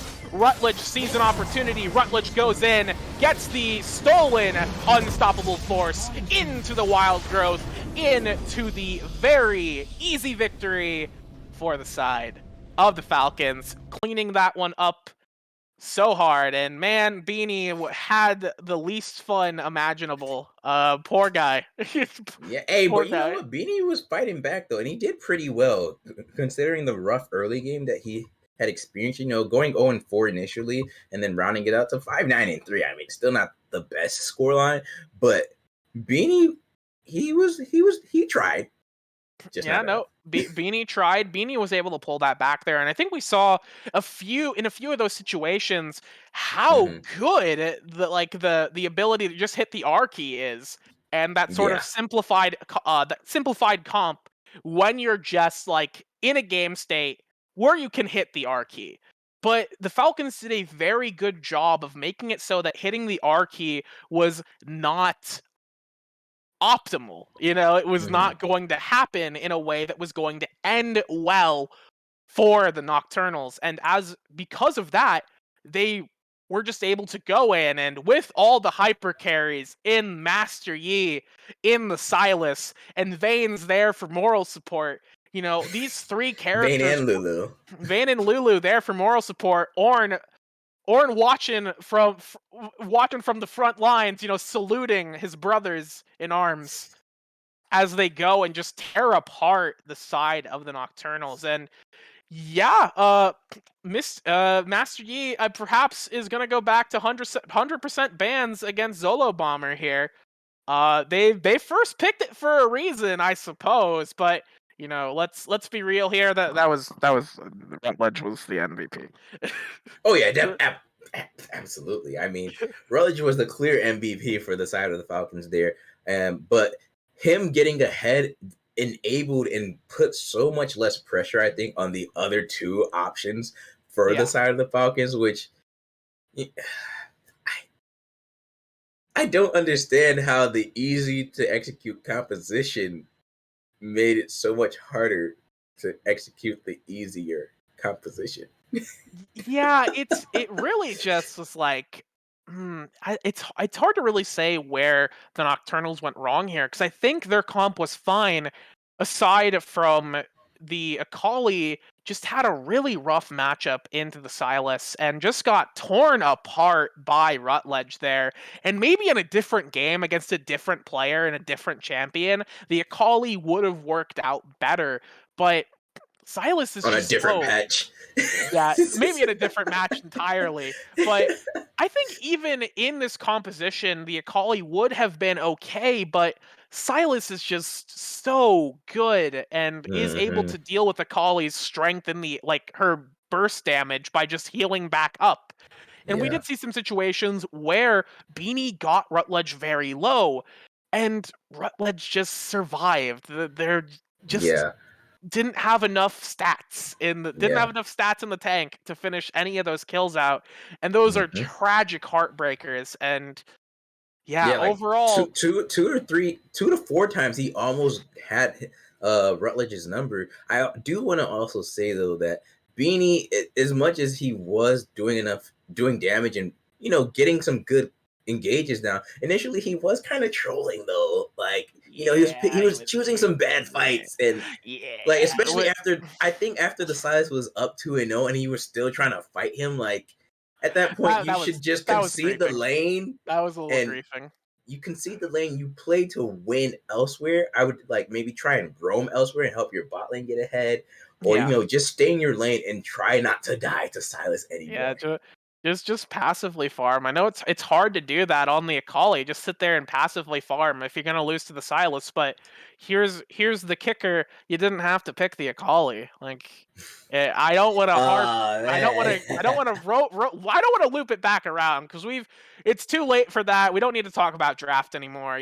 We can talk about how the Akali could have been another mage and it might have worked better. It might not have worked better. Silas is still just a good champion. He's hard to deal with, but Yeah. maybe a ranged mid laner like the Oriana or the Victor or the My Corki guy. or the Vigar or the Ari or a number of champions could have slotted into the team comp better Hmm. and helped survive the lane against the Silas, and later on in the game pump out the same amount of sustained damage that you need with the press R composition.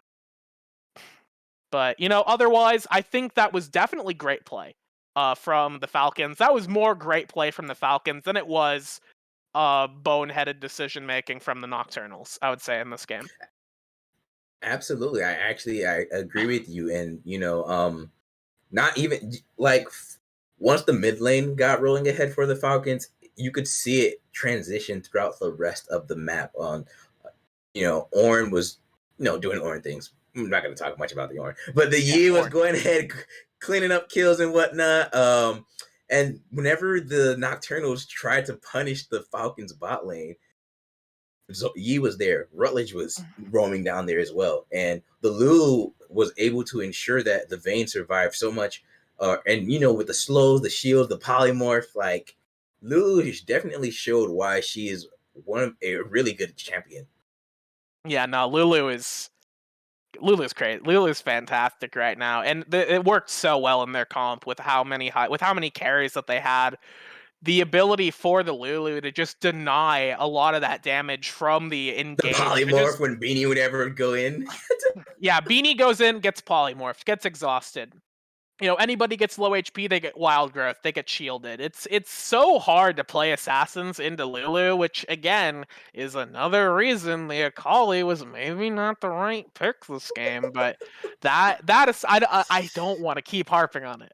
I won't talk about Akali anymore. I'm gonna pretend she wasn't in the game, and we can move on with our I lives. mean, was she?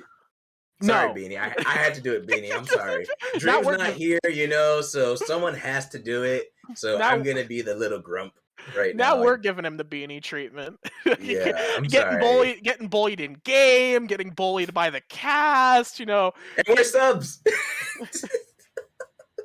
Oh man, Oh man. just good game over, very entertaining game, and good stuff Hmm. from the Falcons. Regardless, able to tie them back up in the middle of the standings, which is very good because now they are back looking to vie for that second place position, assuming that the Hornets collapse. Waiting for the Hornet collapse and then swooping in and taking that. Though these are the two teams looking to jump in on that situation. Hmm. But, will it be the Owl that swoops or the Falcon? We'll have to wait and see based on next week's results because, that was the last game of the week. That was It the last game of was. today. It was. And next week. Last week. Yeah, technically the last week of the season. Yeah, so I'm right. So yeah, next week is our last week of the season of this triple round robin here. So we'll have, 3 more streamed matches that will round out the standings and we'll see where everyone ends up. The Wizards are still on top. The Hornets slightly floundering. Once we have all the matches compiled for the day, we'll be able to see where everyone is. And yeah, I think we can say at this point now the Marauders are out of contention. Yeah, So the they Lions have. are still. Yeah, from my understanding, the Marauders have surrendered all their matches from this week and next week, based Oh, on well, what there, I there we saw. go. Based on what I saw in chat from some of the other players in the league, that is what happened to the Marauders. So that's unfortunate. You hate to see it, but I know they were having a bad season, and sometimes you just don't want to play it out. I get it. No, that's definitely fair. So, we still got the Lions fighting for their playoff lives here. Like they need, you know what? Today actually really helps out the Lions. I don't know how many games they won, but I do know both the Nocturnals and Falcons lost 2 games and only won a game apiece. Yeah, I believe So the Lions did win 1 game. They went 1-2 this week as well. Oh, okay. Well, then never mind. Yeah, they lost to the Hornets and they lost to the Wizards. Oh yeah, but, that's expected. Yeah. Yeah, against the Wizards. Yeah. I'm sorry, guys. Yeah. Yeah. Better luck next time, though. Yeah. But yeah, next week will definitely be interesting to see. So I think the Lions will definitely need either the Nocturnals or the Falcons to go 0-3, and then of course they will have to probably go 3-0 or maybe 2-1. I don't know the exact numbers just yet. To squeak into the 4th or 3rd place spot right now. But with that being said, Becky, any last thoughts before we end the stream?